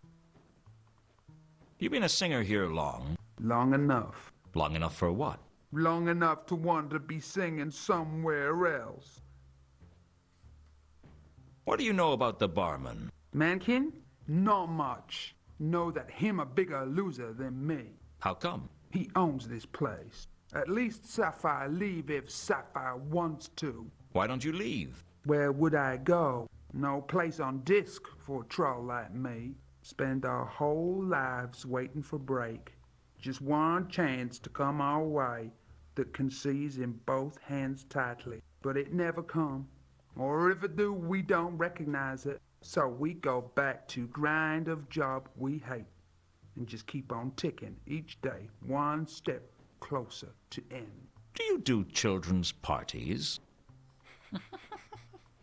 Tell me about yourself. I'd tell you about myself in 4 words.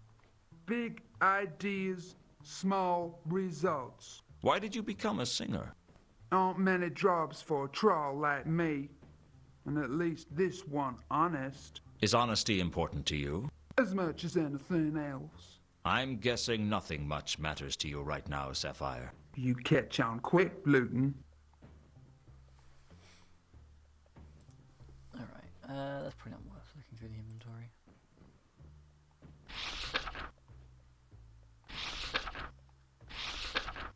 Let's go down the list. I gave Sapphire Mundy's description in the hope that she'd seen him around.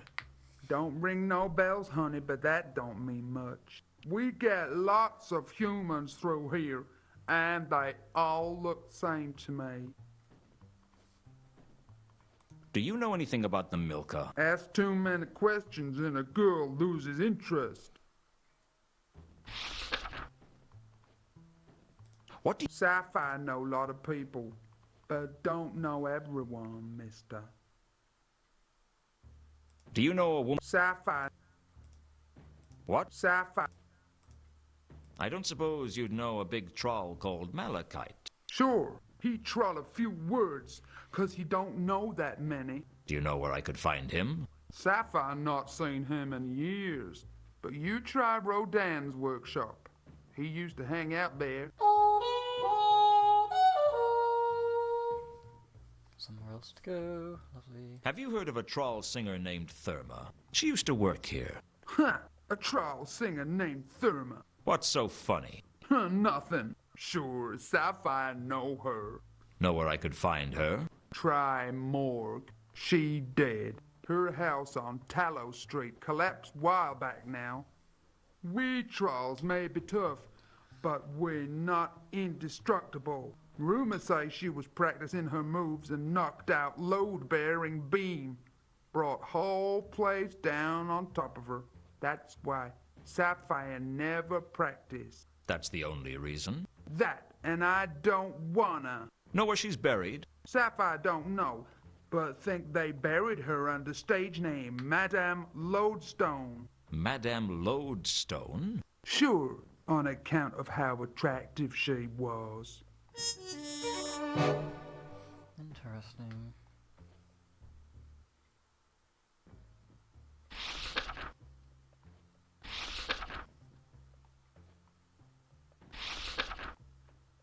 Word is there's been a lot of strange murders recently. Wouldn't surprise me. Why not? There are a lot of strange people in this city.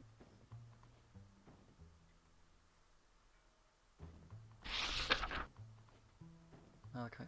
So Therma performed here under the name Madame Lodestone. Who are you, the narrator? I told you that already.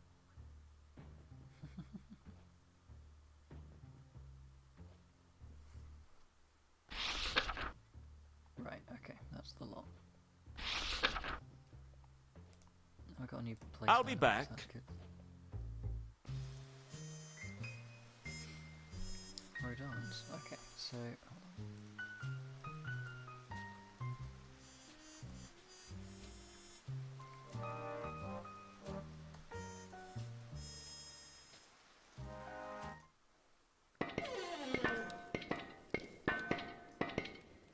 oh, get used to this noise. He has to cycle through the whole animation.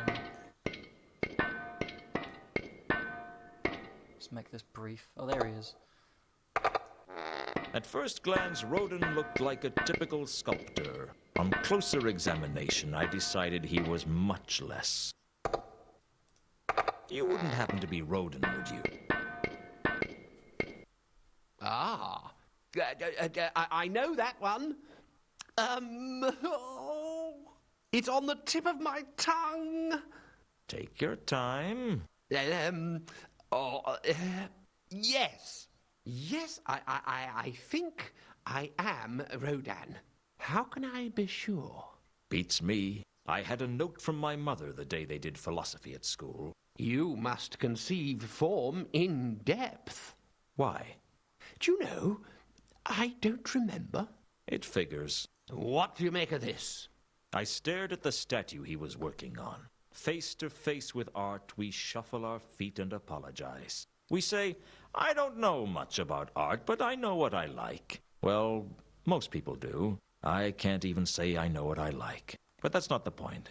The point is that if knowing what you like is good enough for shoes and drinks and women, what's wrong with applying the same rule to art? I guess people don't like to look stupid. Personally, I think art's for guys who couldn't do basic maths. Do you like it? Well, I don't know much about art. Sometimes I could be such a coward. So you're a sculptor, then?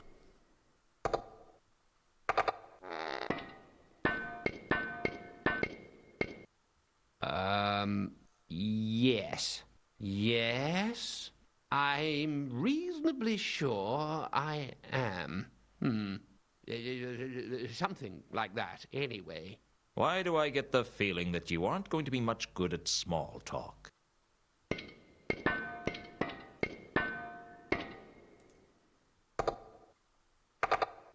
Does this mean anything to you?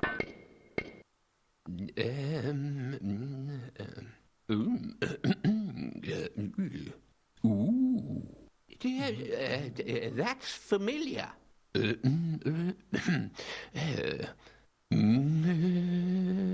Rodan wasn't good at remembering details like his name or my name or what year it was.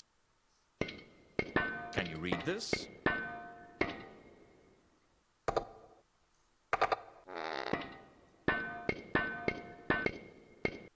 I really don't think I know any.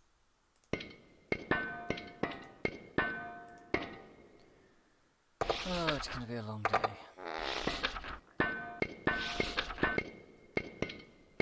Do you know anything about a man named Mundy?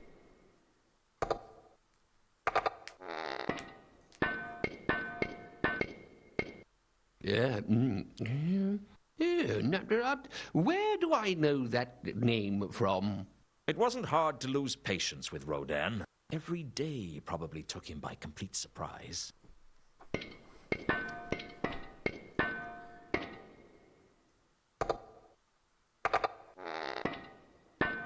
Do you know anything about the Milka?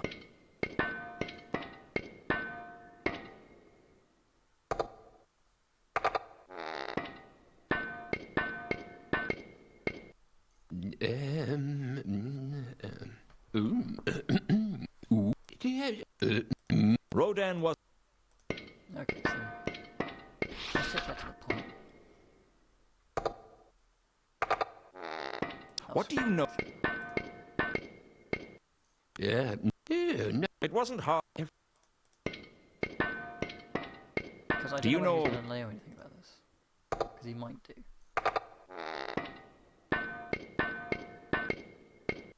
Yeah. No. It wasn't every...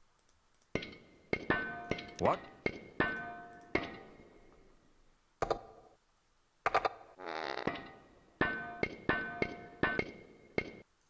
No. Every day.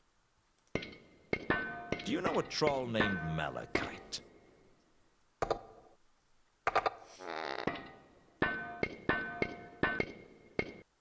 Malachite. Malachite. It sounds familiar. In your own time. I think he works for me. Or he did work for me. No, I think he must still work for me. Look, there he is over there. Do you know anyone named Therma?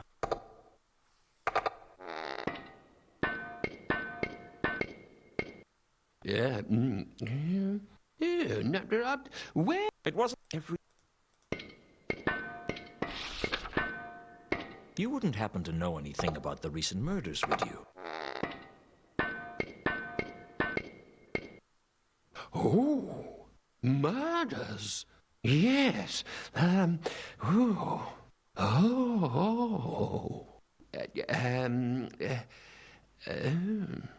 Murders. When people are killed. No. Don't know anything about that. Sorry.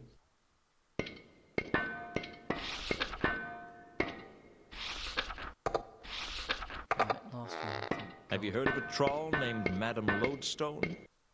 Madame Lodestone, the fount of all relief. Relief. Relief to be observed and not outlined. Relief tours determination. That's the main thing. To hope, tremble, to be drunk. It's a man's life in the Imperial Artists. You're not making any sense. Sorry. Oh my I god, guess you better finally get it's back to your over. work. Yes, go to Malachite. Jesus Christ. Hey buddy, how's it going? Malachite was the biggest troll I'd ever seen. Actually, Malachite was the biggest living thing I'd ever seen, and possibly the dumbest, too. You're a tough troll to find, Malachite. You could say something. Okay, so I'll do the talking. So how you been keeping, Malachite? Okay, I guess you don't want to talk about that. This where you're staying at the moment? I guess you're not going to talk about that either. Heard any good jokes recently? How many trolls does it take to change a lamp wick? Want me to give you a clue?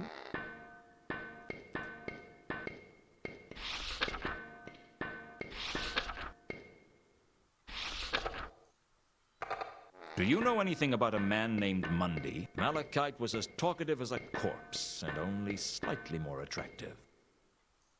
Do you know anything? Malachite listened to what I said, but said nothing. He wasn't what you'd call the prince of repartee. What do you know about a woman named Carlotta? Malachite was as talkative... Do you know Malachite? What do you... Malachite... There didn't seem much point in asking Malachite about himself. He wasn't likely to say anything useful. Frankly, he wasn't likely to say anything. It was looking like the only way to get through to this guy was with a chisel. It'd be really useful if you could tell me something about Therma that I could use to find her. Therma. Find Therma. Yes, I know that part, but I need some leads if I'm going to find her. Find Therma. Malachite wasn't being very helpful, but he was tall and threatening, so I guess everyone has something going for them. Do you know any... Malachite list... He wasn't what... I hate to be the bearer of bad news, but I think Therma might be dead. Her house collapsed. She's been gone a while. Are you going to say something? Need to see the body.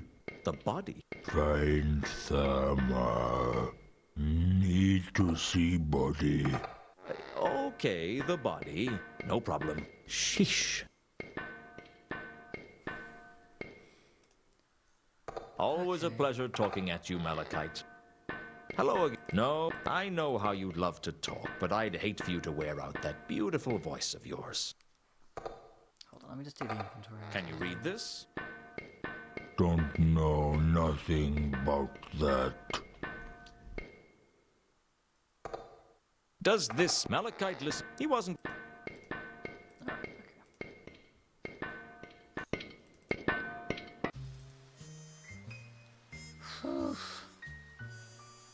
Bloody ears, right.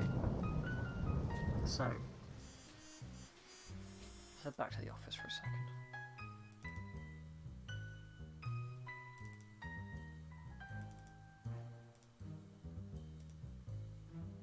So that's not very helpful. Luton, stand still, thank you.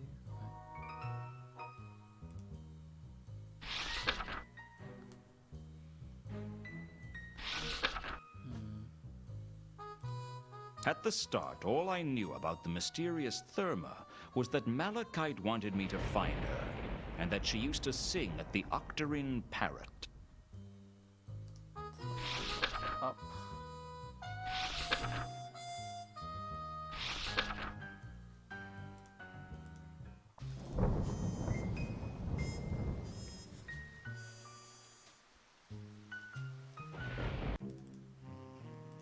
Maybe Elsa might know.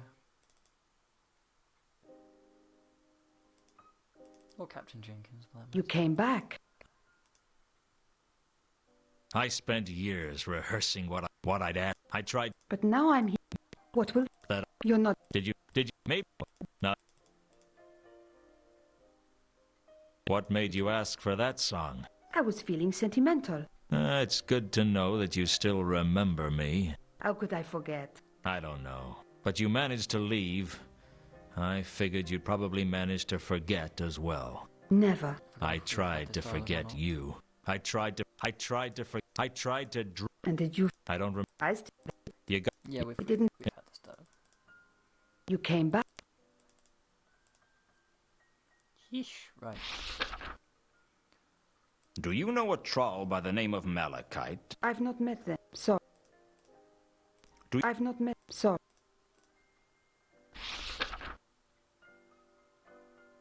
Tell me one thing, Ilsa. What? The murder. They started when... I can't... Tell me one... No. I... No! Bloody hell.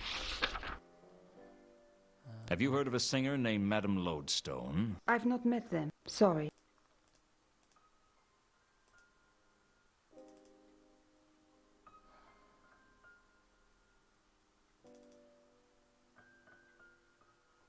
I decided not...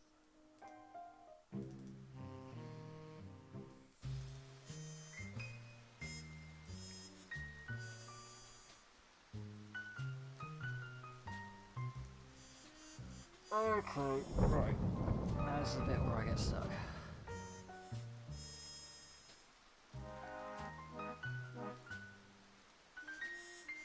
Can always ask Nobby, I guess. Hello again. Hello.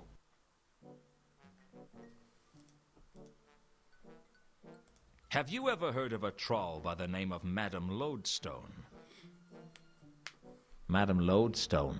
No, there's a name I've not heard in quite a while. You know her then? Well, no, but I've heard of her. She died in some sort of construction mishap. A mishap, Nobby. Whatever. Anyway, if memory serves, they put her body in the Salaci Mausoleum. Don't know how she ended up in such an exclusive establishment, but that's how I heard it. That doesn't sound very likely. You did ask.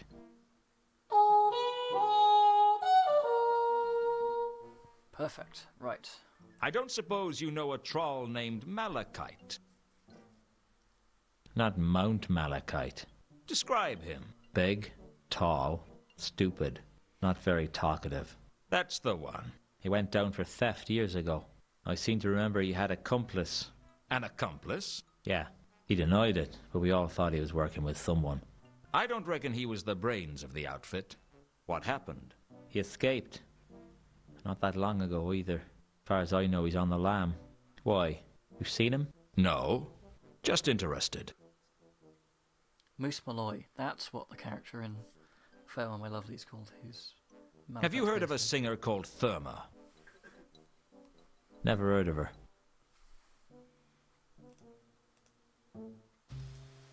Right. So now we've got the mausoleum open. The Salaci family mausoleum was one of the most beautiful buildings I'd ever seen, nestled in an upmarket part of the city of Ankh. It was unguarded because, quite frankly, no one in their right mind would do anything to offend the Salaci family, given their ties to the Assassin's Guild. It wasn't just something that wasn't done, it was also something that wasn't survived. Thanks for the host, Fusky.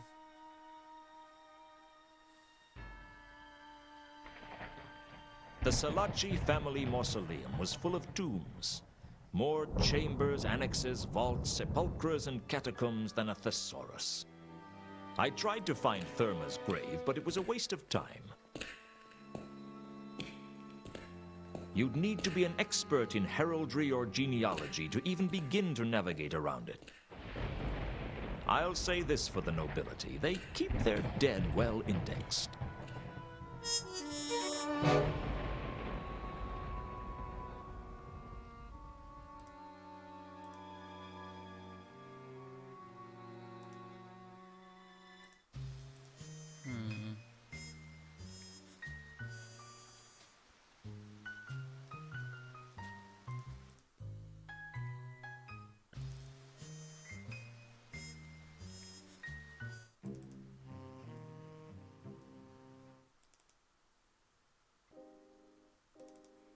You came back.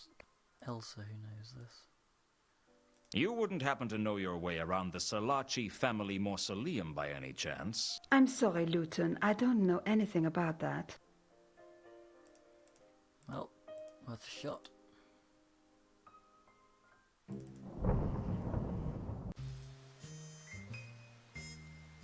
May as well go to Malachite. Hello again, Malachite. No, don't. Do you know anything about the Salaci mausoleum? Hello? Hello? Maybe this is a time to take no reply for an answer. Okay, so yeah, just the simple fact that we know where she is in the Salaci mausoleum isn't much help.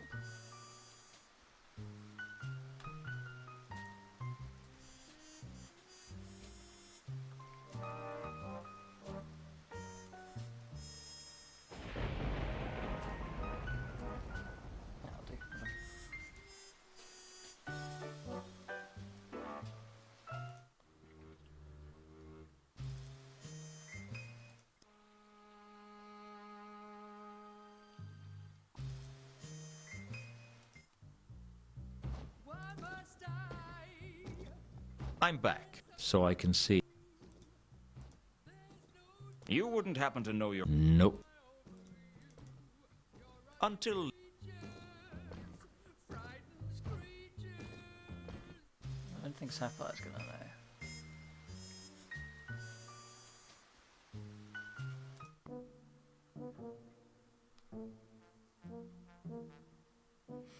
Because there's got to be something that triggers.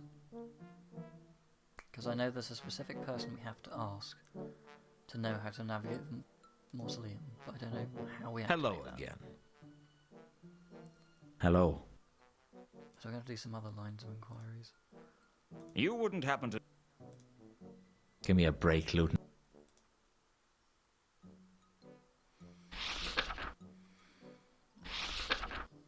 There's the murders. There's Have you heard of a Monday. sing... No! Have- Good grief, right.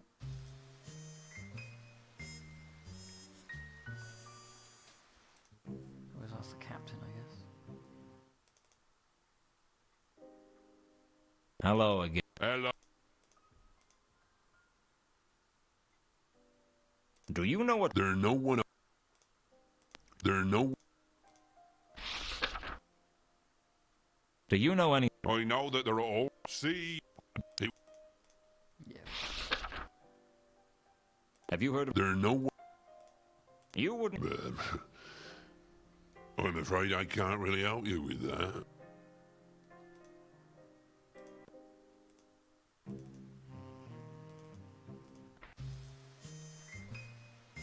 Oh, Christ.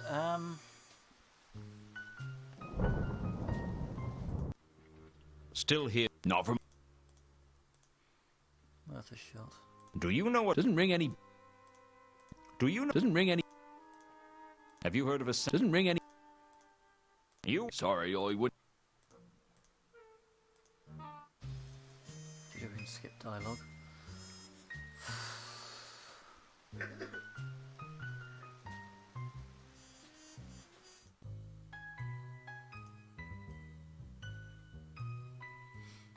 So we can't really progress the Malachite case just yet. Further case.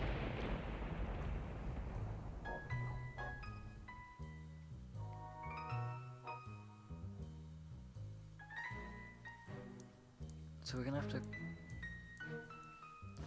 continue the Monday case, but haha, The haha, note here had we go. been pushed under my door by Carlotta. Luton, I am anxious to see you again and to find out how the case is going. Come to the von Uberwald mansion on Moon Pond Lane. Carlotta von Uberwald. So, Carlotta was a member of the von Uberwalds, one of the richest and most reclusive families in Ankh-Morpork. That explained why she could afford to offer to pay me so much. It didn't explain why she hadn't got around to paying me yet, but I could wait, at least until the rent was due.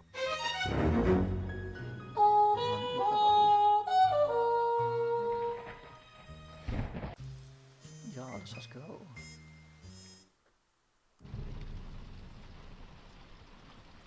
I already had a bad feeling about the Monday case, but learning that my employer was a von Uberwald didn't fill me with confidence. I didn't know the facts about the von Uberwalds, but the rumors were bad enough. May I help you, sir? You could let me in for a start. Very good, sir. And don't call me sir. As you wish, sir. May I take your coat and hat, sir? Thanks, but no. I feel naked without them. That must make it difficult to clean them. Was that a joke? I never joke, sir. It's not my job. I may lie, dissemble or deceive, but I never joke. Look, I don't want you to take my coat, okay? But of course, sir. Sir is welcome to drip all over the immaculate hardwood floor that I spent several hours polishing this morning, because Sir is a guest, and Sir is entitled to do whatever Sir wishes. Thank you very much. Robert Llewellyn. Nice house. Sir's taste in architecture must be quite exquisite to so accurately summarize the many splendid cornices and archaic stained glass frescoes of this splendid Lorenzian building as nice. You have a gift for making people feel welcome, don't you? One is blessed. Alright, little snot-nosed bastard. What can you tell me?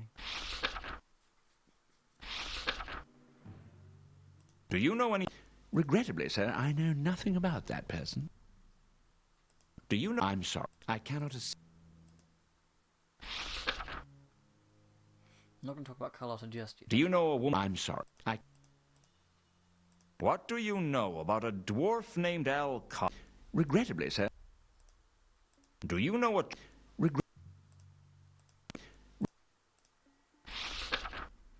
Do you know what... I don't know anything about... Have you heard of a singer named Madame Lodestone? Regrettably, sir. You wouldn't... Sir has many questions, but alas, I have few answers. Sir... Damn it, that was nice in time.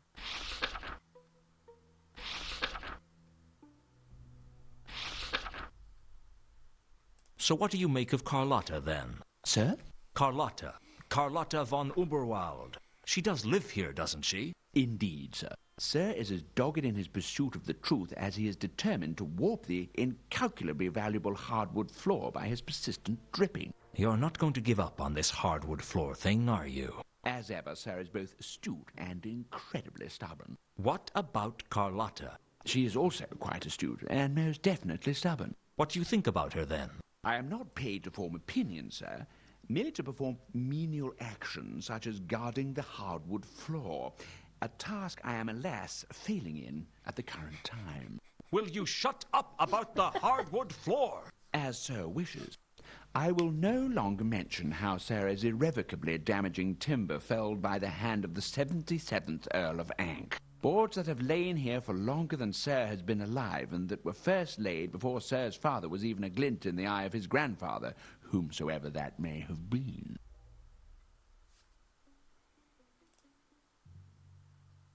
I'll be back. I bet you can't wait. Indeed, sir. My anticipation is almost tangible. Go and polish that floor, will you? Oh. Hello? No. I have an invitation from Carlotta. Ah, Sir is as quick to reach the point of Sir's visit as a tortoise with a war wound is in crossing a very large desert. I will fetch Mistress Carlotta for Sir, provided Sir would be so kind as to wait here and not to touch the valuable and irreplaceable furniture that adorns the room Sir is currently dripping on. I'll see what I can do. Right, let's see how much of this I can look at before the cutscene triggers. Because there is some nice bonus and stuff. The painting bore a striking resemblance to Carlotta. The Duchess Charlotte von Uberwald, née Leopoldine. My predecessor, in a sense. Oh? Are you a duchess? No, but the resemblance is impressive, isn't it? My husband was struck by it from the moment I met him. Where is your trigger husband? the cutscene. Damn it! Dear Ulrich passed away during a civil uprising in Uberwald several years ago. Quite a terrible business, actually. Peasants, pitchforks, burning torches, the usual sort of thing. Usual? For Uberwald, certainly. Their ways may seem barbaric, but it's just the way things have always been done. If there wasn't a civil uprising every few years, I do believe the nobility would be most disappointed. Dying at the hands of a mob in a burning castle is practically traditional. Tradition important to you, is it? Ever the investigator, eh, Luton? Even your employer isn't beyond suspicion. My old boss used to say that everyone was guilty of something. And what are you guilty of? Too many things, sweetie, but nothing you need to know about. You wanted to know how the case was going. A girl's got to have hobbies. I think I'm getting somewhere. We're all getting somewhere, Luton. The question is, am I going to like where you're going? I guess we'll just have to find that out the old-fashioned way. That's me, an old-fashioned girl. Like the girl in the picture. The Duchess? She was quite a trendsetter in her era. She wore her dress so high, you could almost see her ankles. My heart is pounding at the thought.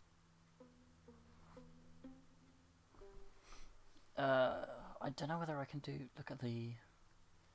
Because there's a book here. I don't know whether I can look at it anymore. I might be able to. But I'm not going to reload. It's too much work. So what's the story with you and Ulrich? Do you believe in love at first sight, Luton? It saves a lot of time, certainly. Ulrich fell for me the moment we met. I guess seeing that painting every day probably helped. Don't sell yourself short. You have a few assets of your own. I'm sure it was an equitable transaction. You think I married him for his money? Did you? Let me tell you something, Luton. I've been rich and I've been poor. Rich is better. Did you love him? Does it matter? It matters to me. Maybe I did. I guess it depends on what love is. Love is a moment of weakness that allows someone to hurt you more than you ever thought possible. Men were given the strength to be brutes to women, and women were given love to wreak their revenge. Who was she, Luton? Who? The one who left you with such a high opinion of women. She must have been quite a gal. There we go. That's probably a bit better and closer. Right. I don't have much to tell you about the case, I'm afraid. You still haven't found Mundi? Not yet. I might do a better job if I had more money at my disposal. Ah, yes, of course. You haven't been paid yet. Well, it had crossed my mind. I'm sure I could sort something out. I didn't doubt that she could. The question was, would she? And more to the point, when would she? What can you tell me about the Duchess? The Duchess Charlotte von Uberwald. Born Charlotte Ameliorati Victoire Tangerine Leopoldine, she married the Duke when she was 13, which was the style at the time. She was considered a risqué dilettante by most of the nobility of Uberwald, and rumors abounded that she caused the heart attack that killed the Marquis of Grand Mal when she showed him her naked knees. Her corset was said to be so tight that her first pregnancy went into extra time, and her first and only son had learned his first word by the time he was born. You're pretty good on this family history business, then. I dabble. Good lord. Right. Can you read this? Let's try not to get too... Does this... Don't you think sending me a formal invite was a little over the top? I got fed up of waiting for you to ask to see my house. What's so special about your house? It has me in it. I'm so excited. When I get excited about something, I give it everything I've got. I'm funny that way. And what are you excited about? Why, working with you, Mr. Luton. What else? I never saw myself as the stimulating kind. I have strange tastes. Interesting bit of dialogue there. Right. That's the top. Right. Tell me again about Mundi. What's to tell? I've told you all you need to know. Do you know anything about the Milka? Let's try not...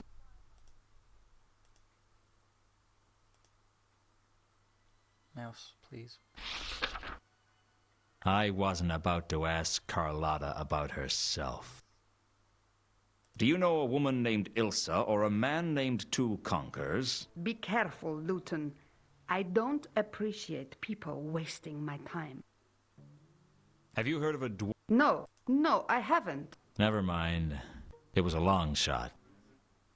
Do you know a big, dumb troll called Malachite? I thought all trolls were big and dumb. This one pushes new boundaries. Do you know him or not? No, I don't. Do you know anyone named Therma? Sorry, Luton. I've never heard of them. You wouldn't have anything to do with the recent murders. Why, Mr. Luton, you must think the worst of me. I think the worst of everyone. That's my job. Do you think Mundi could have been murdered? Anyone could be murdered, but speculation is cheap. And you're not? I'm not cheap. I'm a bargain. Have you heard of a singer named Madame Lodestone? Sorry, Luton. Now here's why we're here. I need your help. I'm not hard to get, Luton. All you have to do is ask. I need your knowledge. I need to find a particular tomb in the Salaci Mausoleum, but I don't know enough about genealogy. You do. The Salaci Mausoleum? That could be trouble. Don't worry. I'm not going to mess with the tombs. I know better than to offend a family whose ties with the Assassin's Guild go back to its very foundation. I just want to see if someone's buried there. Who's the stiff? A troll named Therma. A dead troll? You don't get much stiffer than that, I suppose. Will you help me or not? Of course, although I'm not really properly dressed for a mausoleum. You don't mind waiting while I get changed? It's not like Therma's going anywhere. If Sarah is not too busy, the master of the house wishes a word with you. And if I am too busy? The master of the house still wishes a word with you, and I shall be forced to beg. That sounds like it could be fun. Did I say beg, sir? I meant resort to violence. In which case, lead the way. Time for the big sleep. Because guess what? We're going to a greenhouse.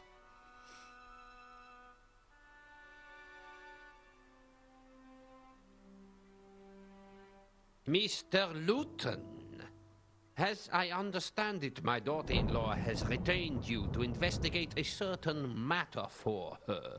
That's correct.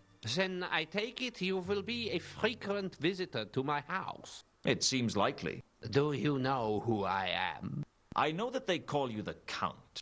Do you know why they call me the Count? Because I am a Count. Count Henning von Überwald. One of the Blinks von Überwalds, I ought to add, because frankly, Überwald had an uncountable number of counts. And I'm trapped in Ankh-Morpork at the moment because my current infirmity prohibits me from leaving this room. That doesn't explain why you wanted to see me. I wish to know what my daughter-in-law has you investigating. That's between me and her. No, Mr. Luton. I rather suspect it isn't. You see, Carlotta's hands are not on the von Überwald purse strings, but mine are. So you're saying I won't get paid unless I tell you what I'm doing? No, I'm implying that. Whether or not you actually get paid is a different issue. What's it to you? I get very bored. I'm interested as to what goes on around me. All right. I'm tracking someone for her. Someone who is missing? That's right. A man named Mundy. Oh, I see. Very well. If you keep me informed on the progress of the case periodically, I will ensure that you receive payment. So if I keep you informed on how the Mundy case is going, you'll ensure that I get paid? As much as it is in my power to do so, yes. And what if I mention this to Carlotta? Maybe she's got the money from other sources and doesn't need the family money. A possibility. Very well. I'll offer to pay you irrespective of whether Carlotta pays you herself. That seems a little unethical. I'd be betraying the trust of a client. I'll pay you twice your usual fees. Well, what do you know? Suddenly I've resolved all my ethical dilemmas. Ethics are a salve for the poor, Luton. I am the poor. You sound as if you are proud of the fact. The poor are often prouder than the rich. They know that what they have can't be taken away. Why would anyone want to take their poverty away? I didn't say the poor were smart. I said they were proud. You said you have to stay in the conservatory. Why? I'm not a well man, Mr. Luton. It is hard to say how long I have for this world, or indeed if the next world will take me. What's so special about the conservatory? Ankh-Morpork is too hot and humid for my tastes. I had the conservatory built especially. It's colder than the rest of the house. I keep it at the temperature I feel most comfortable with. Why so cold? You ask too many questions. I'm an investigator. It's my job. Well, be thankful that I find your impertinence charming, or else I might be forced to teach you a lesson. In your condition? You would be surprised at just what I can do in my condition, Mr. Luton. So the von Überwalds are wealthy, then? Not compared to some, but we have more than enough to look after our own. Is Carlotta one of your own? When she married into us, she became a part of us. You sound like you don't approve. My opinions of Carlotta are not the issue. Traditions and ties of blood are stronger than opinions. But there is no tie of blood between you and Carlotta. She married into the clan. Mr. Luton, there are ties of blood between all the von Überwalds. In Überwald, blood is very important.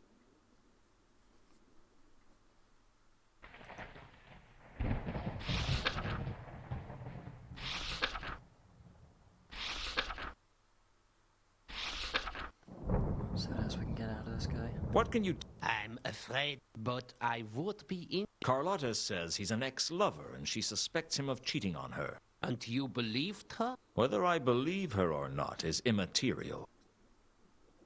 Do you know any... I'm sorry, but I don't get out of the conservatory much. Tell me about Carlotta. I find it impertinent that you should ask questions so boldly of me. You'll live. It is fortunate that I find your manner amusing. I guess this must be my lucky day. Very well. Carlotta became a member of the family by marrying my son Ulrich, who is no longer with us. I'm sorry. Yes, he returned to Überwald several years ago. Oh, I'm sorry. I thought he was dead. Oh, he is. And, alas, Carlotta is now part of my family, and I have a duty to protect her. Why do you dislike her so much? It is not something you should trouble yourself with. Do you know a woman named Ilsa or a man named Two Conkers? These days, the only people I know are those who come to the mansion. What do you know about a dwarf named Alkali? These days... Do you know... Malachite. There's a name I have not heard in many years. Yes, I know of him. How? As it happens, he broke into this mansion several years ago and stole several valuable heirlooms that were never recovered. Incredibly, the City Watch was able to catch him before the Thieves Guild did, and he was imprisoned. For some reason, I decided not to tell the Count that Malachite had escaped. I had a feeling the troll could still be useful to me. Maybe as a rockery one day. Some spare ribs down by the rockery. Do you know anyone named Therma? These days... Do you know anything about the recent murders? There are always murders in Überwald. I don't see why these should be any different. I was talking about the murders here in Ankh-Morpork. Mr. Luton, I couldn't be less interested in the petty crimes of this wretched city. Have you heard of a singer named Madame Lodestone? These days... Do you know... I'm aware of it. The Selaci family and the von Überwalds do occasionally mix in polite society. By polite society, you mean high society? Well, certainly out of your reach. Is there any chance you could show me around it? Mr. Luton, there is little chance that I will leave this room for you or anyone else, let alone travel halfway across town to give you a guided tour of a mausoleum. Also, I confess, it would bring back happy memories of when I was dating. You took your dates to a mausoleum? Sometimes. Sometimes my dates lived in mausoleums. You dated the dead? No. The undead. They can be terrible bores sometimes, but most vampires are terribly well bred. No comment. So you're a count? I am the Count, yes. What's it like? It's fine. Although one does get the occasional burning desire to tear out the throat of people who ask too many questions. Do I have to draw you a picture?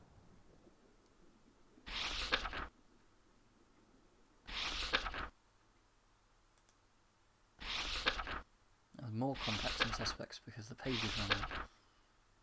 Right. Goodbye. Wait. Carlotta sent me an invitation card. My, what a fascinating thing to insert into an otherwise interesting conversation. Now, if you'll excuse me, I'm going to glare at you until you change the subject. Charming, I'm sure. I'll be back later. I look forward to it.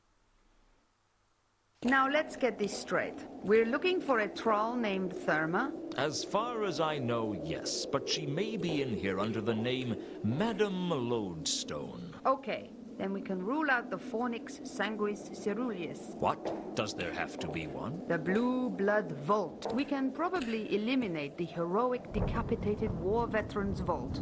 And the thoroughbred pet vault. Do you know what relation this troll had to the Selaci family? She wouldn't be buried here if she wasn't. Well, your guess is as good as mine. It took Carlotta a while to work it out, but we eventually found a Madame Lodestone in the Fornix Famulus, the servitor's vault. Guess she used to keep the floors real clean or something.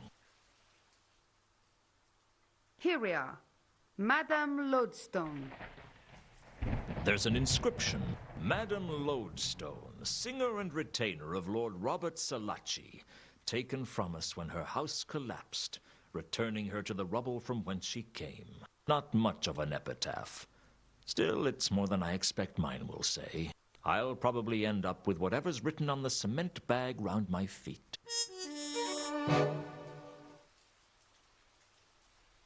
Carlotta? Carlotta? She disappeared without even a word. I couldn't work that woman out. Still, she'd found me the tomb, which left me trying to decide whether or not to tell Malachite. Save. Okay.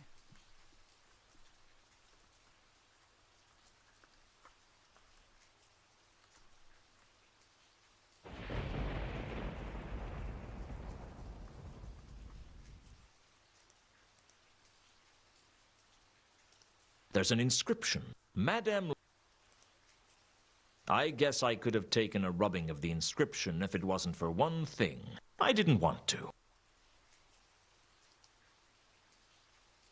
A heavy stone slab covered the tomb of Madame Lodestone, and presumably Therma's body was inside. I tried to move the slab, but it was far too heavy.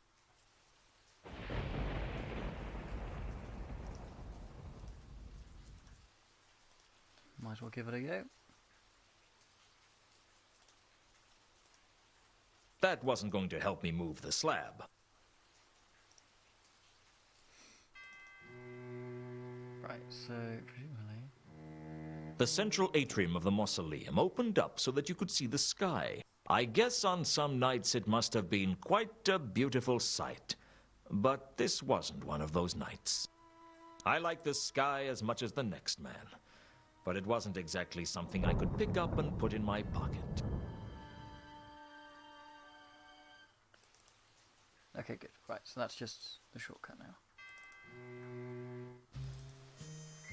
Now, I'm going to try. Hello. I take it Sir still does not wish for me to take Sir's coat. No. Very good, sir. Please feel free to continue to... Nice house. Sir's taste in... You... One... I'll be back, I bet. In my anticipation. Oh, good, yes. Haha, there we go, perfect. Ugh. There was no way I was going to try and smash such an incredible work of art. I'll say this for the von Oberwalds. They had class. There weren't many homes in Ankh-Morpork with a window that could take your breath away. Well, maybe in Unseen University, but I'd heard that they had windows there that could literally take your breath away. Staircase. Go talk to Carlotta. Here we go. This is the thing I wanted. The book was an old edition of Twerp's Peerage. Probably a collector's item. Why do rich families feel the need to leave old, valuable books lying around in their reception halls? It's bad enough that they have so much more money than you. without rubbing it in. The book was about the lineage and heraldry of the nobility of the city of Ankh. I didn't understand much of it, but I noticed that there were handwritten corrections in it. The book was about... The book was an old edition of Twerp's Peerage. Probably a collector's item. Why? It's... Handwritten.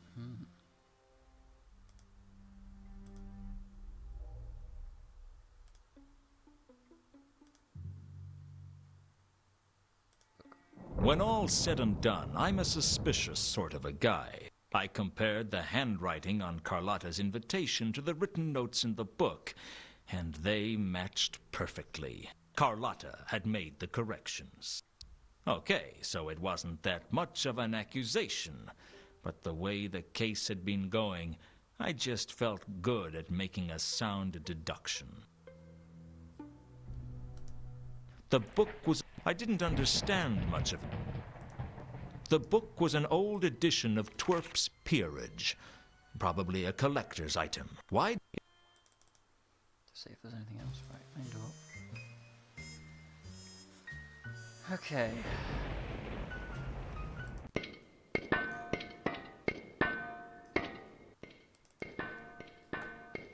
a quick save.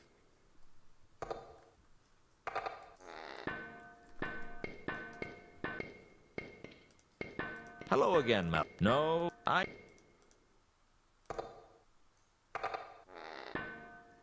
Oops, that's still been scribbled out.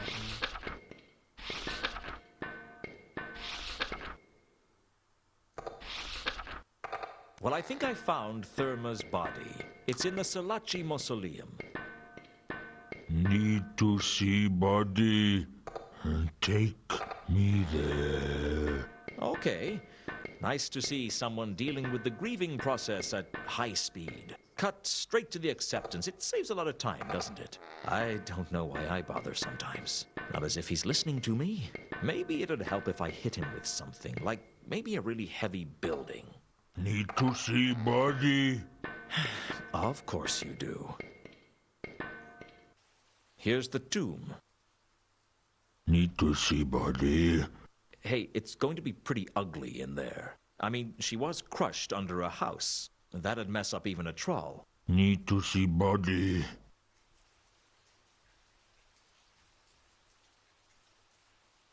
Malachite pushed the slab off the tomb like he was opening a jam jar. Inside was some rubble that I assumed was Therma's body. Frankly, there wasn't much to go on. Trolls are rocks, and that's the whole story. Not Therma. Keep looking. Are you crazy? How could you tell? Not Therma. Keep looking. I was beginning to wonder if Malachite was mad. If he was, I could at least make use of it. Okay, I've got no soul. I must be a heel. All right, I'll keep looking. But I've got a problem. There's this building I need to get into, but I can't do it. I need a grappling iron. A grappling iron like the one you have. Look, I need to borrow your grappling iron. Do you understand? Give you hook. You find Therma. That's the deal. I couldn't help but wonder what it meant if that rubble wasn't Therma. Had Sapphire lied to me? I wouldn't be surprised. Frankly, I was more surprised by people telling me the truth than telling lies. Lies flow like water, but the truth burns. That's not a bad line. I better write that down. Malachite gave me the grapple and left the mausoleum without another word.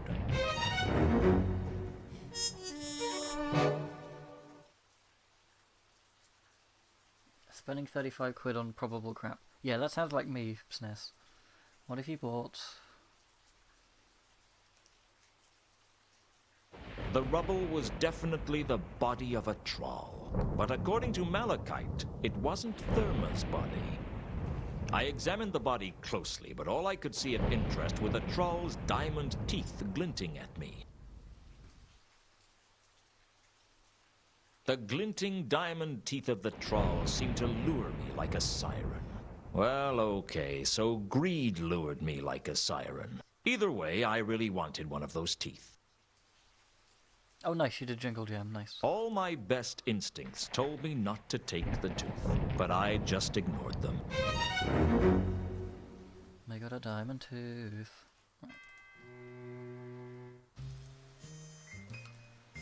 Now we have multiple things we can do now. Let's get a Pier 5. What? Whoa! Oh no! Bad! Oh no! The graphics glitched. He's just staying there. Oh dear. Go and look for him. Look, I moved too quickly, and now he's overlaid on the wrong screen. Wait, what is This guy. who? He's meant to be in the previous screen, and I warped too quickly. He's just having a day on the docks. There he is, right. Oh my god. Yeah, I know we didn't put back the slab, but, you know, well, we're not going to put back the slab. We can't carry it. We're not strong enough. And Malachite's not going to fucking do it. Right.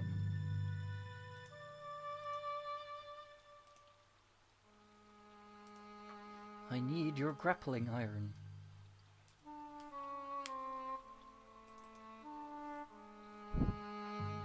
Just rope casually clipping through. Okay, that's us. The skylight sat on the roof, an inviting alternative entrance.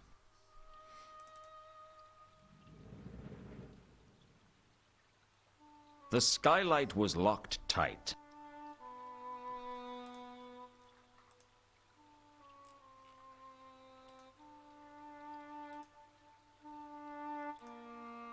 Maybe we can do this then. That wasn't going to help me open the skylight. Oh wait, no, no, that's the wrong thing. We need this. No, not that. Put It that hadn't been, of course. up. Thank you.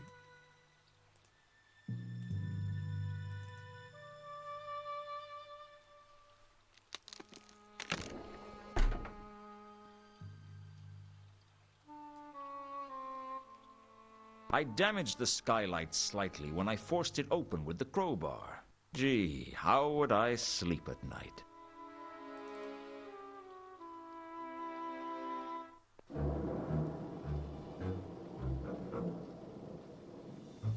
Yeah, it's pretty dark in here, by the way.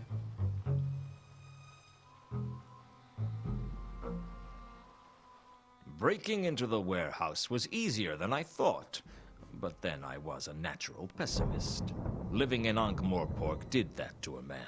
What little light there was in the warehouse was coming through the skylight, and shadows played on the walls as I searched for something to help the case.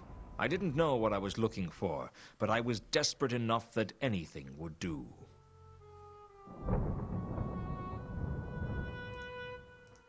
It looked like a matchbook. Even my paranoid mind couldn't come up with a reason not to pick it up.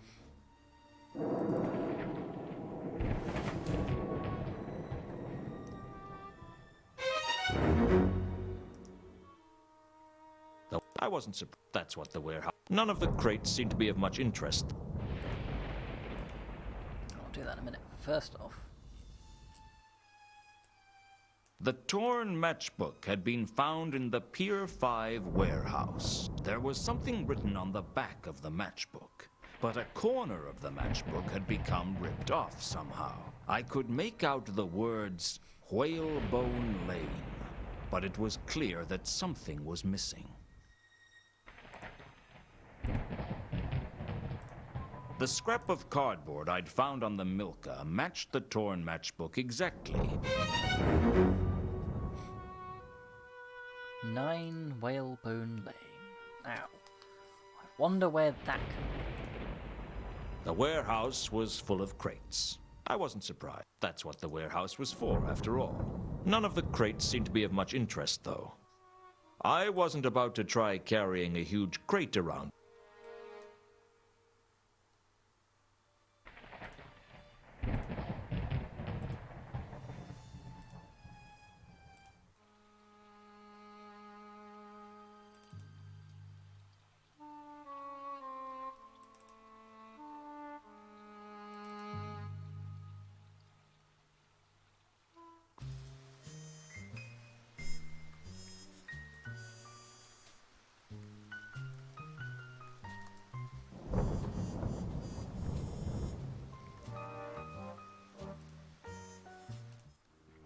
That's not the way we want to go. We want to go...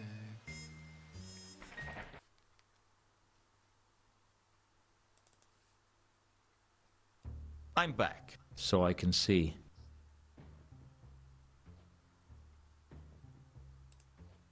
Do you know what this is? It's a matchbook. Any reason it might have the address of the parrot written on the back? None that has anything to do with me. I knew he was hiding something. The question was, how could I get it out of him? I'm against unnecessary violence. Besides, these skinny types can be tougher than they look. Lies. So you don't know Mundy? I've already told you that I don't. And this matchbook means nothing to you? Do you practice to become this irritating? Well, I'm confused. You see, this is Mundy's handwriting on the matchbook, and this is your address he wrote. Shall I tell you what I think? I don't think I have that much choice. I think Mundy is here, but he told you not to tell anyone that he's here. You're just making it up as you go along. Well, I could always go and fetch the watch. I heard they were looking for Mundy too, and if he's not here, you wouldn't have to worry about being charged with hiding a known fugitive. They can get so impatient. Mundy's not a fugitive. How would you know? You little... All right, you win. He's upstairs, but don't tell him I told you. I wouldn't dream of ruining your reputation in high society. Until later.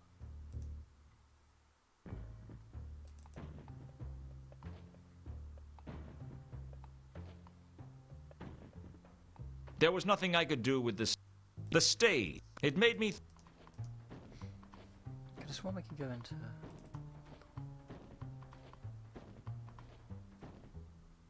Give me a second. I'm back. So I...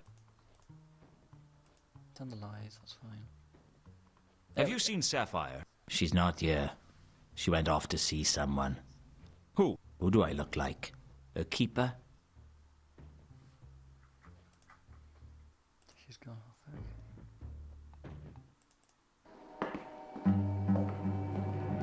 I believe this is Act 1 done. I'd gone to a lot of trouble to find Mundy, and now the goal was in reach. It seemed like an anticlimax. I couldn't quite see what Mundy was doing when I entered his room, and seconds later I couldn't see nothing at all. The last thing I saw as I passed out of consciousness was the floor rushing up to meet me.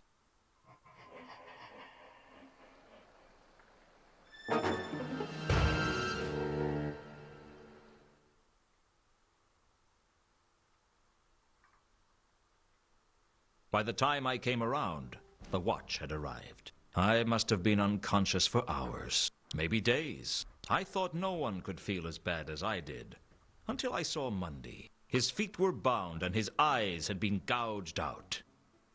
Either he died of massive blood loss, or he'd spilt an awful lot of red wine.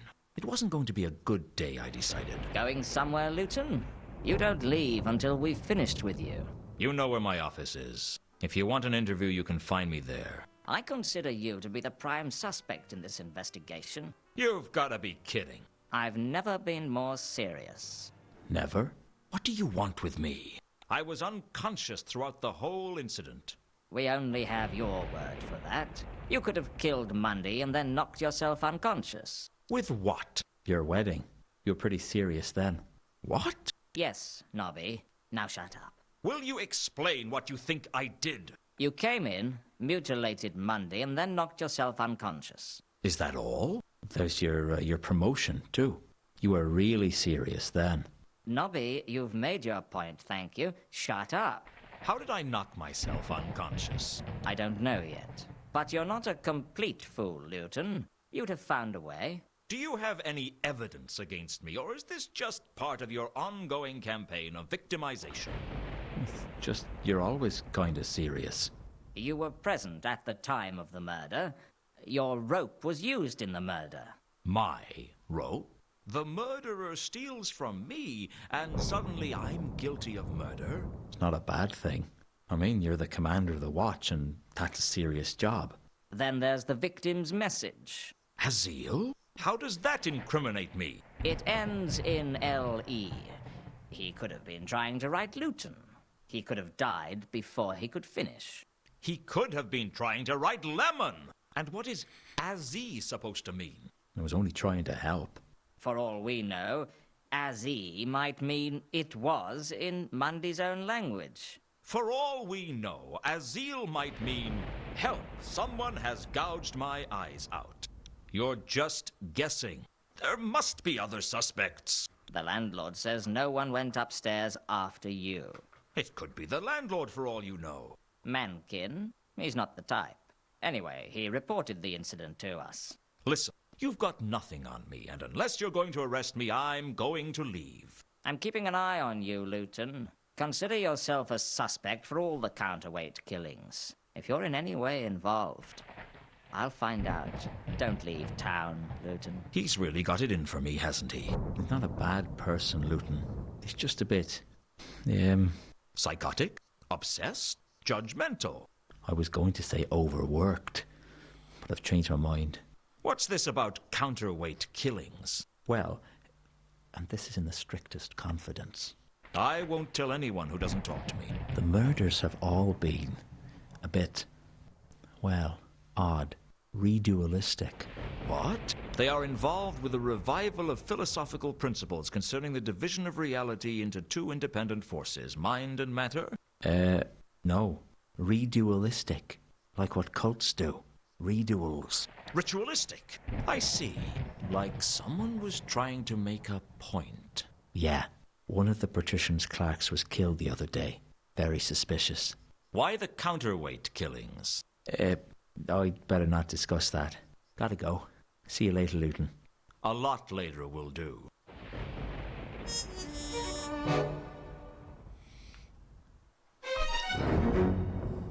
Oh yeah, there's no rope anymore. Well, that was an interesting way to start Act 2. Now, Act 2 is very meaty, so we're not going to finish it today. But I'm definitely going to give it a good go. Right, let's see what has been added. Counterweight killings, nice.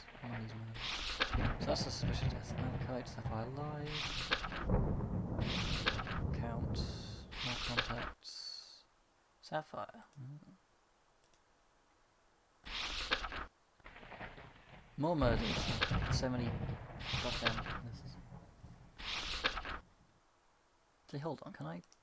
No, I can't.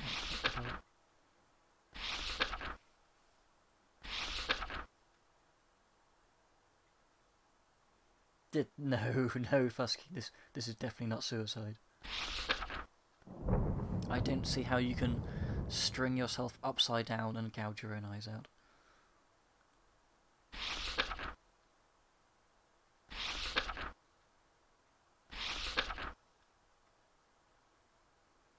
Right, let's leave it at that. Right.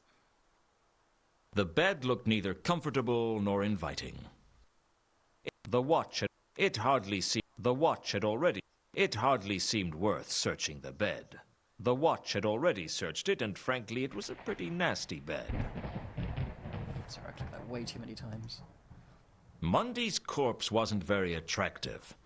I wasn't looking forward to telling Carlotta how Mundy died. There was nothing on Mundy's body worth taking. Mundy's killer had tied his legs together with my rope.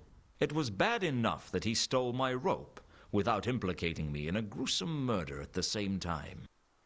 Nothing. There should have been something in the boots, only there wasn't. I was pretty sure that the watch didn't search them, and that didn't leave many options. Someone, either the killer or Mundy, had written Azil on the wall in blood. Mundy's blood, presumably. I had no idea what it meant. If I had an iconograph, I could have taken a picture of the message. But I didn't have one. And even if I did, there didn't seem much point. I didn't want to become too reliant on technology.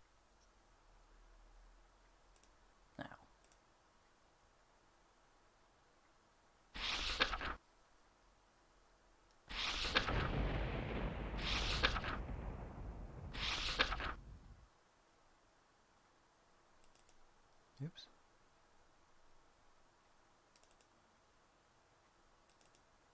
Someone had tied Mundy up and gouged his eyes out. Whoever they were, I doubted they were anyone I wanted to be friends with. On the wall of Mundy's room, someone had written the word Azil in blood. I didn't know what it meant.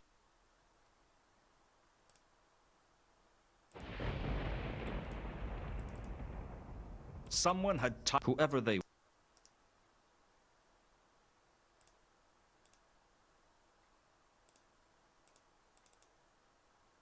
What had Mundy meant by Azil? Now he was dead, there was no way of knowing.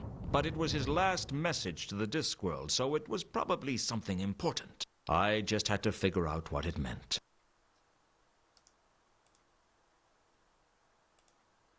Not that one, hold on. So... The rope around Mundy's legs suggested he might have been hung up somewhere. Perhaps I should search the rafters. Ah, here we go. Looking closely at the frayed rope hanging from the rafters, I knew that Mundy had been tied up by the legs and then hung from the ceiling. I didn't know why. Frankly, I wondered if I really wanted to know why. Something very strange was going on.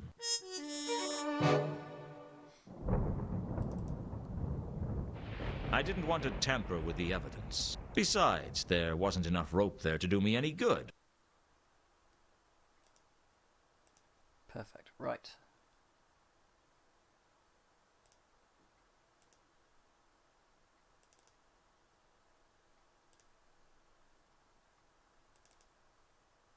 What had Mundy meant by... Now he was... But it was...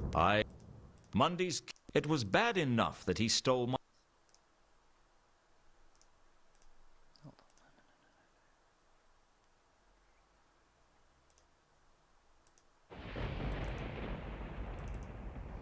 Whoever they were, I doubt...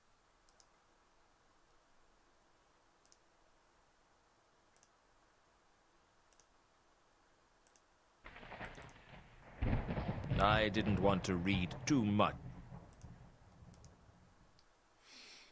Oh, hang on.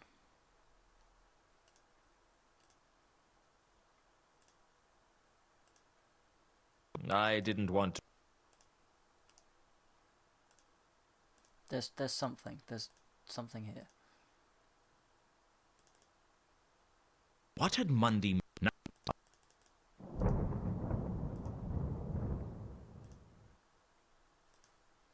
I've just got to remember which... Frayed rope. The frayed rope in the rafters was the same as the rope around Mundy's legs. The rope that used to be tied to the grapple. That had to mean that Mundy was hung upside down and then killed. And that meant someone cut him down after he was killed. Curiouser and curiouser.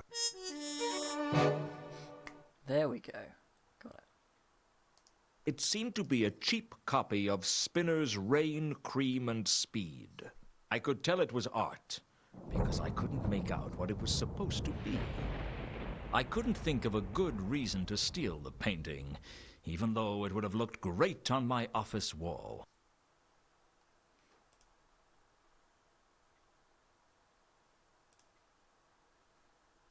Mundy hung upside down. Bam. They say that the universe is full of particles called inspirations. One of them hit me at that moment because I suddenly realized something that should have been obvious. If Mundy was hung upside down, and if Mundy wrote the message, then the message was upside down. Turning it around in my head, I could see that it read 3712V. It wasn't a meaningless word after all. It was a meaningless combination of letters and numbers instead. Somehow that seemed much, much worse. Hooray, we solved the puzzle. But what does it mean? Lovely. Right. Now to go grill Mankin.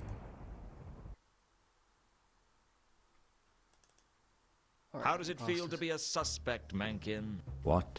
You're an obvious choice of suspect because you called the watch. You were the first on the scene. Round here, that means it's practically a closed case. I don't see why. You were there when I got there. I was unconscious. Well, I heard a commotion. That's what made me check it out in the first place. Maybe Mundy managed to knock you out before he died. While he was tied and blind? Perhaps he said a particularly offensive word and I fainted. Well, I happen to know that the Watch consider you a suspect. Well, don't forget that I know something that they don't. That you're a liar and you can't be trusted. Just because you can't trust me doesn't mean no one can trust me. That's well. Yes, good. We've just finished Act 1, so we're just going to go for a little bit longer into Act, just a little bit into Act 2 to get it going, and then we'll continue Act 2 another time. Yeah, and there's a total of 4 acts in this game. So how do you think having a murder in one of your rooms is going to affect business? Pull in the goth crowd, do you think? Shut up, Luton. I don't feel like engaging in small talk. Not with you, anyway.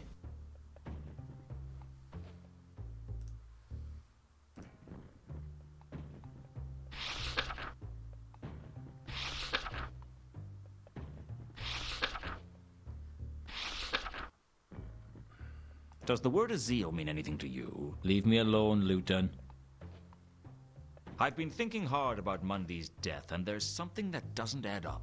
Oh, enthrall me with your erudite wisdom, great one.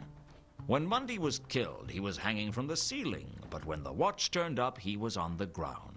Maybe the killer cut him down when he was dead. I don't think so.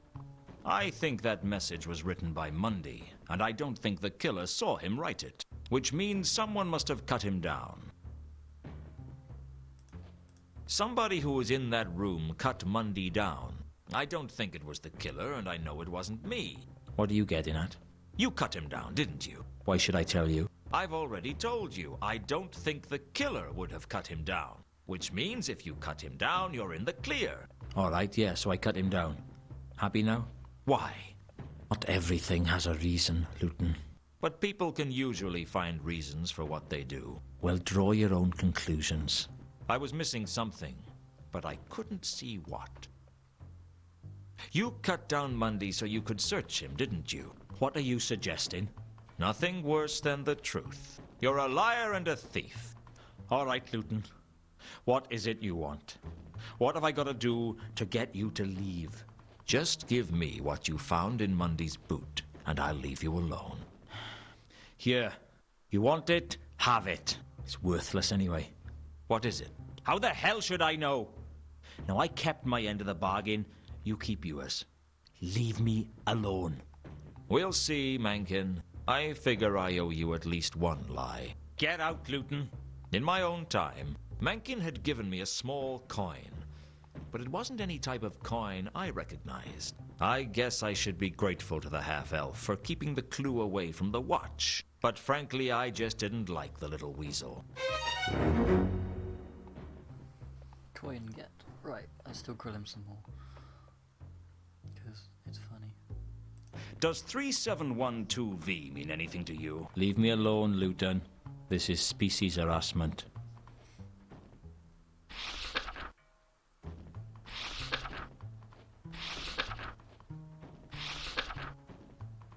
Have you heard of the counter... You mean, have I heard that there's an unstoppable assassin from the counterweight continent in Ankh-Morpork, and he's slaying everyone and everything that gets in his way? If you like. Haven't heard a thing. Oops. Come to persecute. A man's got to have a hobby.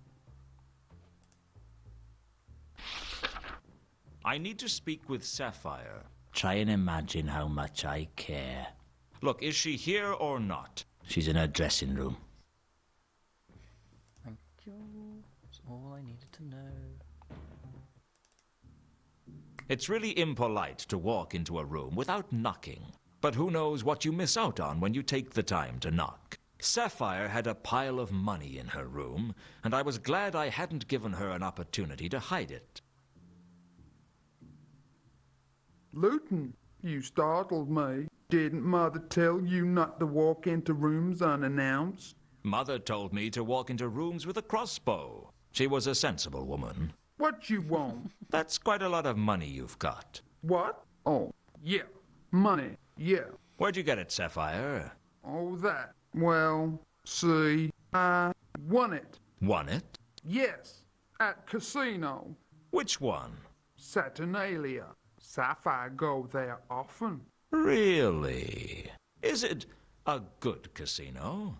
Oh, yeah. Good as casino get. You should go, Luton. Maybe I will.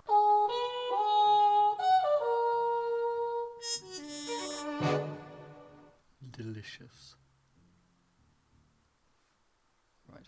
Okay, we have to. So, how have things been? Things way they always been. Slow, dull. But you've kept yourself amused, haven't you? Don't know what you mean.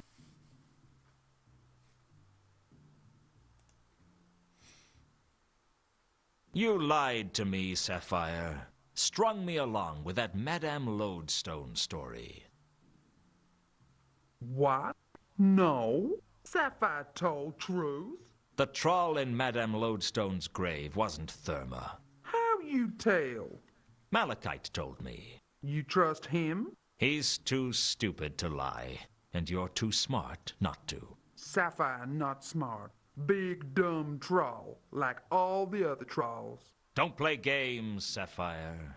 I know you're smarter than the average troll, although I could say the same about some mushrooms. Look, Sapphire don't know why someone would switch bodies. Sapphire just trying to help. She was lying to me. I could feel it. She was obviously hiding something, but it was apparent I needed to know more if I was going to worm it out of her. So, you won this money at the races.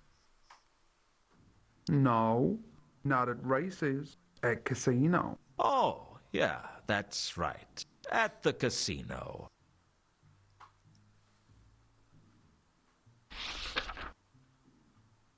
You heard of the counterweight killings? Yeah? What do you know about them? Sapphire know they called counterweight killing. Sapphire know people killed. That all Sapphire know.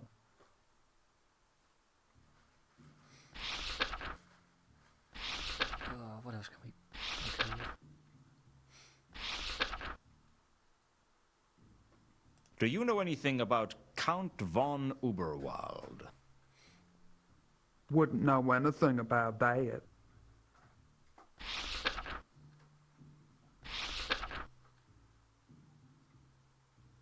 Thanks for telling me where to find Malachite. Can't a girl help out friends? Am I your friend? We see, honey. We see. Everyone needs friends.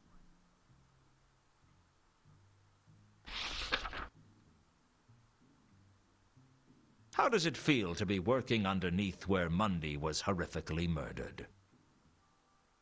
People die, honey. It happens. Do you know anything about Mundy's death? Sapphire know that you prime suspect.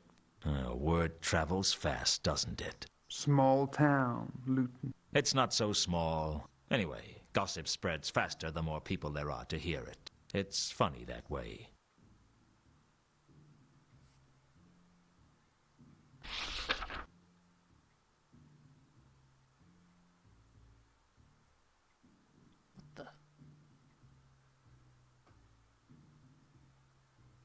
Orphan's playing something on the Wii. What do you know? You... Alright, play something from her. Oh, wait. Does 3712V mean anything to you? You ask too many... Does the word is... You... Alright, fine.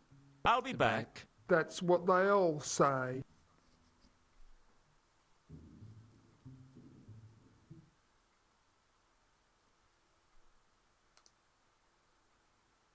And of course we get stuck again.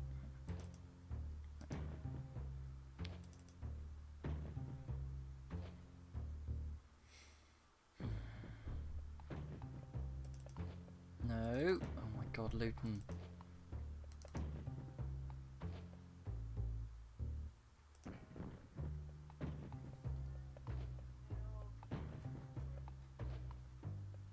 What was that? I didn't even click.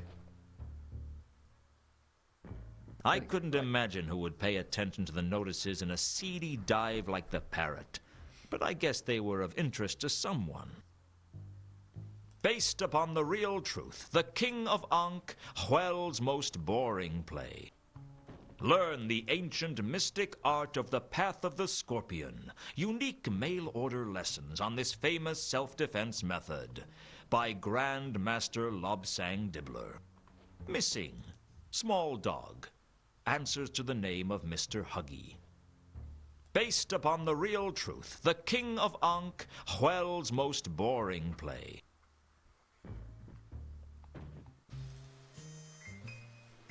Right, let's do a quick save, because good grief.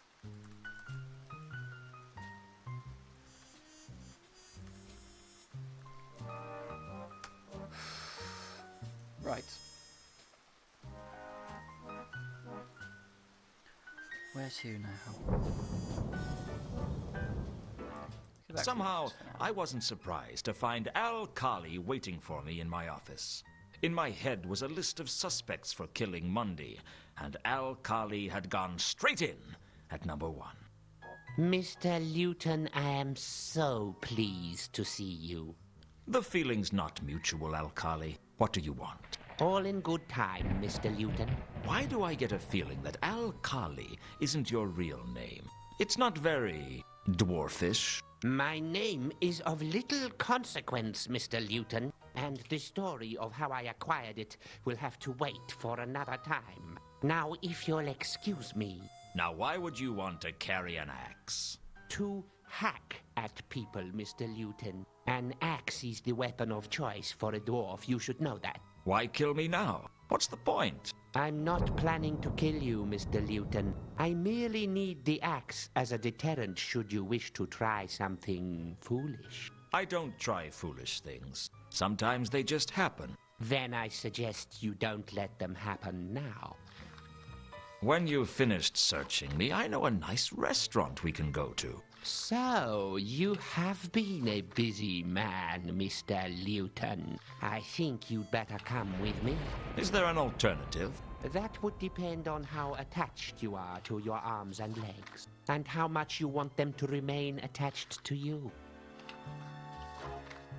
I didn't know where Al-Kali was taking me, but I was now sure he wasn't going to kill me. He could have done that in my office, and it would have been days before anyone found the body. No, he wanted me for something. I just didn't know what.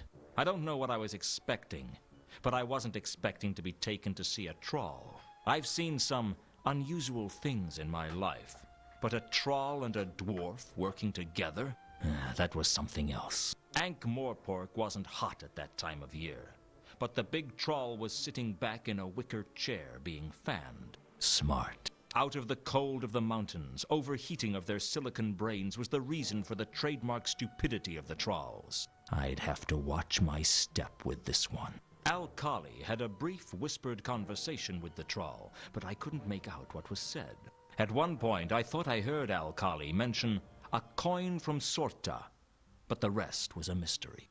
Mr. Luton, so glad you could come and join us, and so punctually, too. Yes, I know you were escorted by Mr. Al-Kali here, but the fact that you arrived on time shows that you didn't put up any show of resistance, which means you're intelligent enough to realize that we are not your enemies. And since we are not enemies, there is always the possibility that we might be friends. You are a quiet man? No, I like to talk, but I like to dance, too. And the trick in both is knowing when to lead and when to follow. Excellent, sir. Excellent. I distrust a quiet man. He generally picks the wrong time to talk and says the wrong things. A talking is something you cannot do judiciously unless you keep in practice. I'll tell you right out. I'm a troll who likes talking to people who like to talk. What shall we talk about? What indeed do friends talk about? Most friendships don't start out with one of the friends being led around by an axe-wielding dwarf. While we're at it, most people know the names of their friends. Of course. How impolite of me. Mr. Al-Kali, I believe you already know. And my name is Jasper Horst. Perhaps you've heard of me. I have a bad memory for names. It gets me into a lot of trouble. You have a bad attitude as well. That also gets you into trouble. Now, Mr. Al-Kali. It doesn't do to slander a guest, especially one whom you hope to count among your friends. So yes, of course, this guy is based off of... Oh, what's his name? Like James Green somebody? Greenhorn? I forgot. He's the main... one of the main baddies out of Maltese Falcon. Who actually works with Joe Cairo, aka Alcali. So, if we're friends, I guess Alcali's warning about staying off the Mundy case was just a friendly warning. Ah, straight to the point. I do admire a man who avoids skirting the issues. Such a man makes an excellent politician, but is almost impossible to trust. Well, sir, it seems you are now in the possession of something that we would like. And what might that be? Come now, sir. There's no need to play coy. We know you were the last person Mundy saw, and we know you have the coin from Sorter. Frankly, sir, we know you have the golden sword, and we wish to make an offer for it. What if I told you it wasn't for sale? Don't be tedious, Mr. Luton. We obviously know that you are in the employ of Carlotta. Hence we know that you have a price. Whatever she is offering you, we can safely offer double. And unlike Carlotta, I am a troll of my word. What if she's offering me something that you can't match? You don't strike me as a man who would fall for Carlotta's moves, sir. You strike me as a man with better judgment than that. Are you loyal to Carlotta? I am loyal to one person and one person alone. Me. That's wonderful. I do like a man who isn't afraid to tell you that he is looking after himself. We're all looking after ourselves. Indeed, sir. Indeed. And I don't trust a man who says he's not. Trust seems very important to you, Horst. Indeed. Without trust, we are no better than barbarians. It is the capacity for trust that sets the humans, trolls, dwarfs, and such above the lesser animals. That and our capacity for cruelty. What a dark outlook you have, sir. Are you a pessimist? Pessimism is a term used by optimists to attempt to discredit those who see the world as it really is. You are a man of the world, sir. I like that about you. Tell me about the golden sword, Horst. Carlotta didn't tell you what it was? Horst seemed to think I knew things that I didn't, and that could give me the advantage. I decided it was time for a good bluff. She told me, but I took it for granted she was lying. A not injudicious thing to do. Let's cut to the chase. How much will you pay me for the sword? Suffice it to say, I will pay you its value. That doesn't give me much to go on. You will appreciate, sir, that a golden sword like that is a difficult artifact to sell. Indeed, you would draw a lot of attention were you to attempt to do so. I will offer you what the sword is worth, and that, I can assure you, is more than Carlotta is offering you. I could use a figure. I don't like to commit myself to fixed fees. Those who set exact price tags leave themselves no room to negotiate when the circumstances change. Rest assured that it will exceed $10,000 at the least. 10,000, eh? I'll think about it. Well, it's been nice talking to you, Horst, but I have other things to do. I trust you will keep in touch, sir. I look forward to hearing your decision. You're letting him go? Come now, Mr. Alcali. Mr. Luton is our friend and associate. He is free to come and go as he pleases. I'll let you know what I decide, Horst. But of course, goodbye, Mr. Luton. For now. I was starting to piece together what was going on. Whatever this sword was, it was clear that Mundy brought it into town with him on the Milka. I guess he was the courier. For who, wasn't clear. He must have hidden it in one of the crates on the Milka and then broken into the warehouse to recover it. Only the watchman stopped him before he could retrieve it. None of which told me where the sword was, or even what the sword was. One thing was clear. I needed to talk to Carlotta. Double item get. Right, okay, I think I'm going to call it there for now. So we've got Act 2 kick-started, and we've finished Act 1.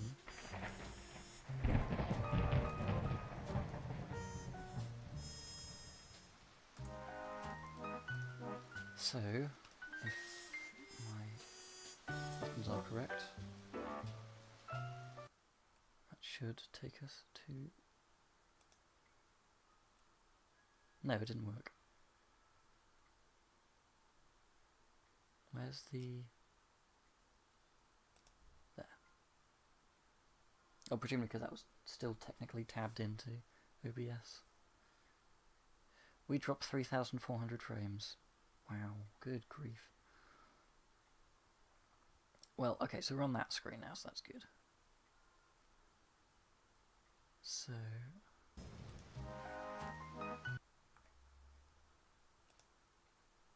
Although now it's not... Okay, I'm just going to have to quit the game. So no end music, I'm afraid. Right, and if I've looked correctly, which I have, Ewok is indeed live, so let's just go raid him.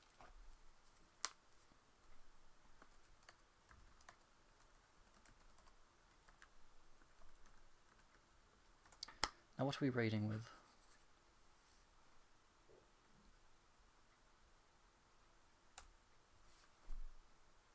I'm trying to think what's been a good line so far.